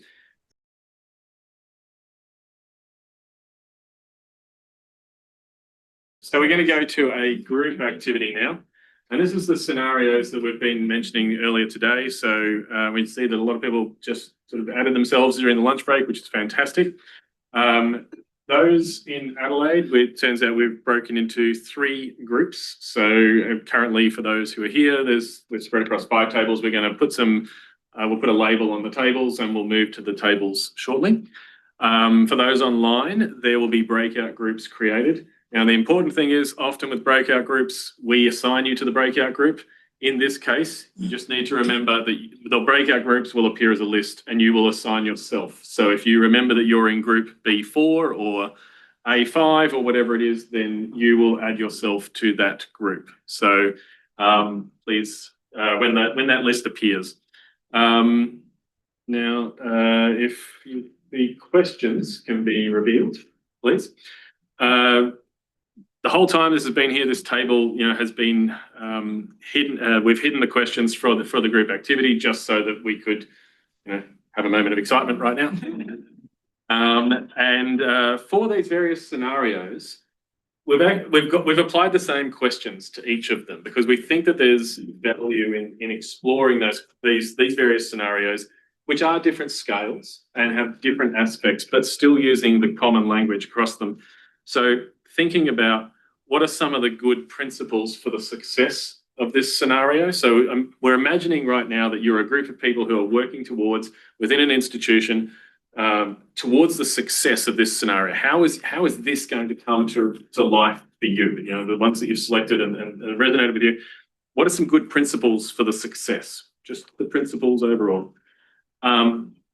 There's been obviously multiple sessions today with Andrew, Anna, Amy, Gordon, myself, and Carlos, who have all shared insights from our various institutions on various projects, and then maybe lessons that you've learnt today from the presentations. Again, one of the reasons why we've been saying do the takeaways, because now you can refer back to some of those takeaway notes if you're sort of going, oh, what was that this morning? I remember this. So you might want to include that. If you were leading this scenario, if you were working on this as a team, how would you move things forward in a really practical, pragmatic way? Not the theoretical thing, but what would you do on Monday, right? You're going to go back to your institution on Monday, and this is the challenge you face. What are you going to do on Monday? Which is a way of taking those principles and lessons learned and saying, this is what I would do. And that's the piece I would do.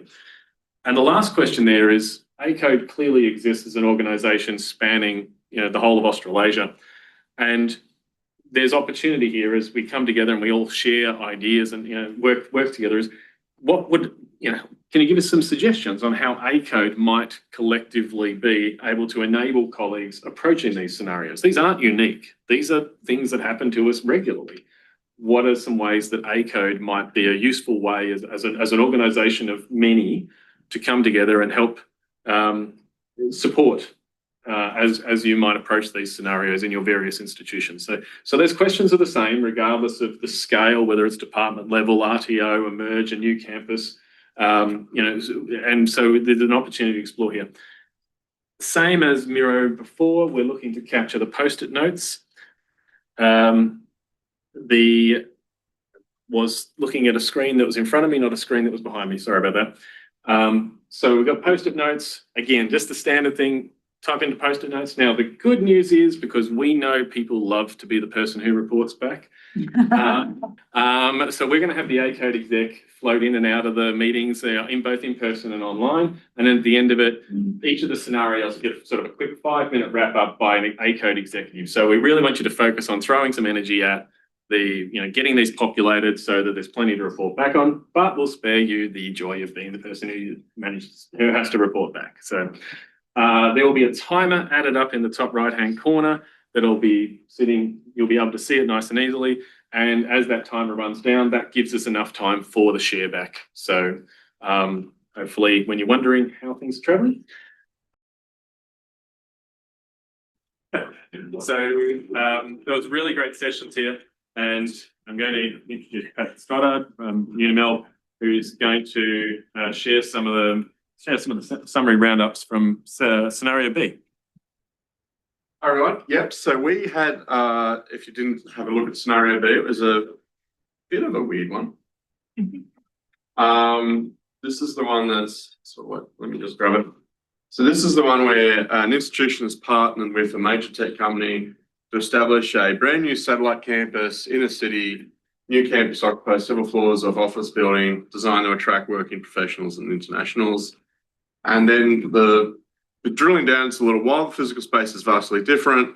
The challenge is to deliver a cohesive student experience, especially when it comes to TEL, and talking about the differences between technologies and the different spaces. And I think it's fair to say we sort of ran with that a little more, because we had Arla in our group. So we were talking about like her challenge of like 12 different jurisdictions. And we were talking about a lot of their students don't have phones, let alone smartphones and connectivity and all sorts of things. So it really opens up the questions about. So part of this was we were talking about in terms of like core principles. What are some good principles? Well, first was to actually have presences of strategies in the first place. So first principles, have a strategy, have it exist, appropriate governance consideration. But then it all came back down to equity considerations. And this was equity in pedagogical approaches, but equity of access, And we were talking about also like lessons learned and what we could do, and it was sort of thinking of, and we're circling around concepts of, okay, we've got shiny technology in one place and not another, but you don't necessarily want to just use the shiny tech. You know, you want to use, it's designed for effect, designed for impact rather than shiny tech. And if we think back to the scenario, the notion of if we're working with corporations, what they're probably in it for is they want case studies to talk about their new shiny tech. So if we think, an example I was thinking of was many years ago, Cisco was trying to convince us all to use hologram technology for remote presence. And when the pandemic came, we were all happy and we could all use Zoom because it was good enough. It was equitable enough. We didn't need holograms to do. So, you know, the big shiny Star Wars, Star Trek tech wasn't necessary to be effective. So that kind of thinking around the technologies in play, designing for impact, learning outcome and learning impact, not necessarily designing for all of the affordances of the technology we might have in a presence or a room. Another thing we were talking about was, so we're talking about the equity across multiple jurisdictions, but part of that was parity in the support experience. And we turn that on its head. The parity is of the student or the academic experience, wherever they are. That might mean institutionally, or for our partners, we have to deliver more or less support to achieve that parity, especially if we're talking about a remote venue, that kind of thing. You know, so, you know, we might need to have far more support available to give that same student experience as we could, say, in an urban environment. And then part of that was we were also talking about, with that, concept of flipping some of this on its head. So that's what we're talking about, like the remote. So quite often, I know we've got a lot of our institutions, we have like all remote institutions, and they have an urban campus. But something, for instance, I know my institution struggles with is, why don't we have proper rural presence? You know, so we're an urban campus, we've got a couple of rural, but we don't properly. So the flip side of this was, should it be looking at not just like working, tying with companies or companies or corporations or whatever that have presences in rural towns or townships or others, as a flip side of, is that a way to have local points of presence? And again, addressing things such as local access and telecommunications access or technology access of, if somewhere in the town has the appropriate access, does that give you the baseline to sort of do that education?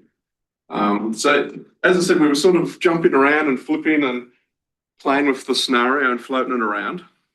And what we're thinking of is, in terms of what ACODE could do, was, first thing is to actually pose these questions. Here's a list of questions, have you considered in these scenarios? Like, are you asking about the equity of access? Are you talking about the support for your academy and for your support staff in how to use or how to operate in the remote or in the corporate elements, not just your own? And then sort of, what was the last one? And very much a concept around how to support the academics and the support staff around accommodations and student accommodations in those settings. And yeah, I think I'll leave it like that. All right, anything more? Any more from our online partners? No? No. Good. Thank you, Pat. Appreciate that.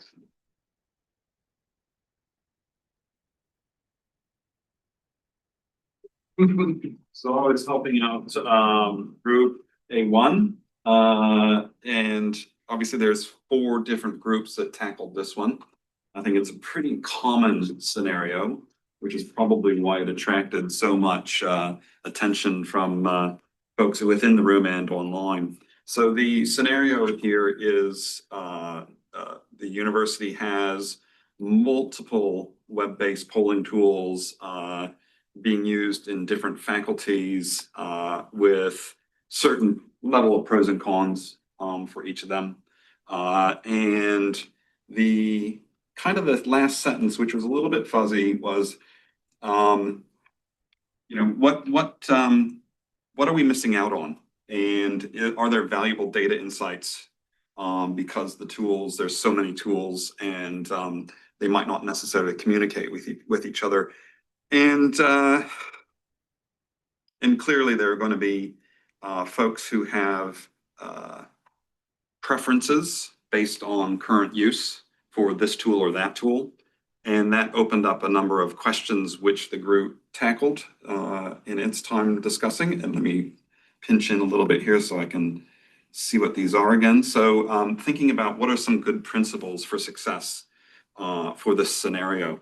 So a lot of conversation around user experience, not just student user experience, but staff user experience. And we also covered things like, well, what is the actual end goal?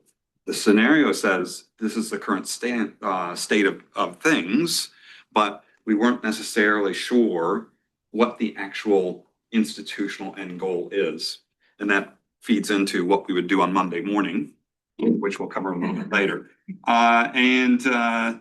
So what other principles? Well, what kind of frameworks could we bring in? And I think there was a lovely framework for evaluating tools that was shared earlier in the chat, which would certainly help in a robust examination or horizon scan of the tools that are available.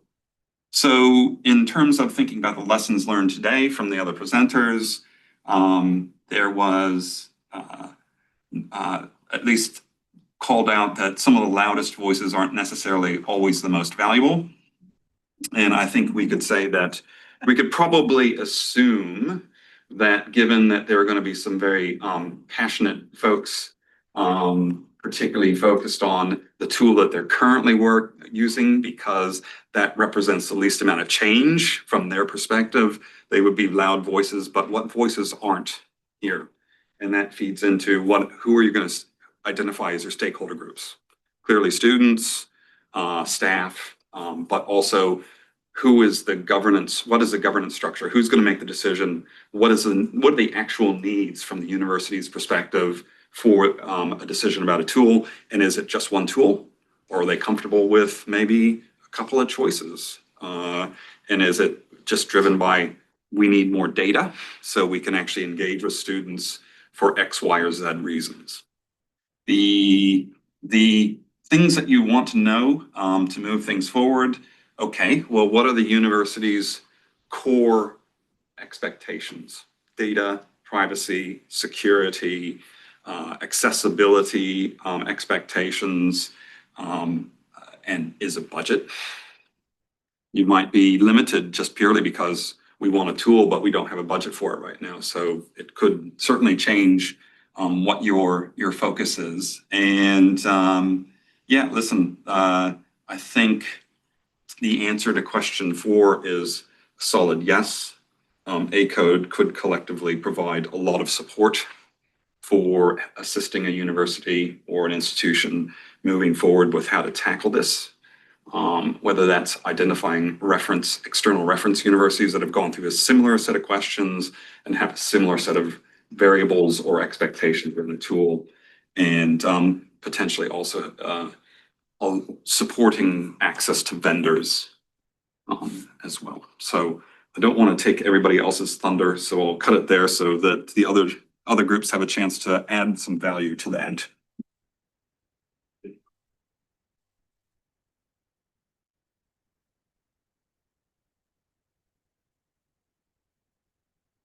So ours was scenario 3, and we were looking at a university that has just acquired an RTO. Those of us in dual sector institutions can understand the joys and the pains of such a scenario already.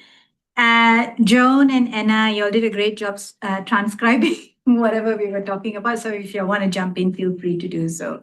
In terms of good principles, we talked about identifying the audience, understanding accreditation requirements. This is definitely an area to be very wary of. Tech capability gaps, aligning strategically, especially with industry needs. This is going to differ slightly between university and RTOs. Collaboration, this came up a few times, even across the other questions where we talk about going out to lunch and things like that. But actually, pretty serious collaboration opportunities, translating that experience in a new technology and what that might be in terms of impact. But throughout the process to keep the student experience in mind. And because the student experience would differ for the different organizations, and that could be something to be mindful of as well. I just want to make sure I haven't missed out anything in the online group as well. The other thing is branding. So what is the image we are going to present out there? That will be something that needs to be consistent and possibly even new. Lessons learned from today's presenters that can be applied, approaching it from a new university perspective rather than one that has acquired another, one organization that has acquired another. But what is that new identity like? Simplify where possible. A lot of processes would already be in place. How would you do that? To make it easily adoptable across both organizations that are now one organization. And innovation. What do you need to do to keep moving forward? And the final, there are a lot of lessons learned. The other one is recognizing the people that do the work. So we talked about leadership, but there's also a lot of elements of recognition that needs to be built in, quite clearly built in and signaled. So what would happen on Monday morning? This is where going to lunch together was a big factor. Getting the right people together, however it is that you do it. Use external support as needed because there's a lot of talent in-house, but sometimes you need a third party to help navigate this. Refocus on the key goals and the purpose that resulted in these two organizations coming together in the first place. I am mindful of time, so I'll jump to question 4. How can ACODE collectively help? Networking. That came up quite a few times. So here we are, and we hope to have more people keep joining us in different occasions. Look at problem-based scenarios and discuss how we could apply that to our own organizations through lessons learned. Sharing experiences, we do that in the member forum, we do that in occasions like this. The other thing that came up was leveraging our relationship with ACODE to help us with vendor management, not just management, but negotiations, navigating new vendor representations and things like that. So thank you, scenario 3 groups. If there's anything you want to add, group members online. All right, thank you.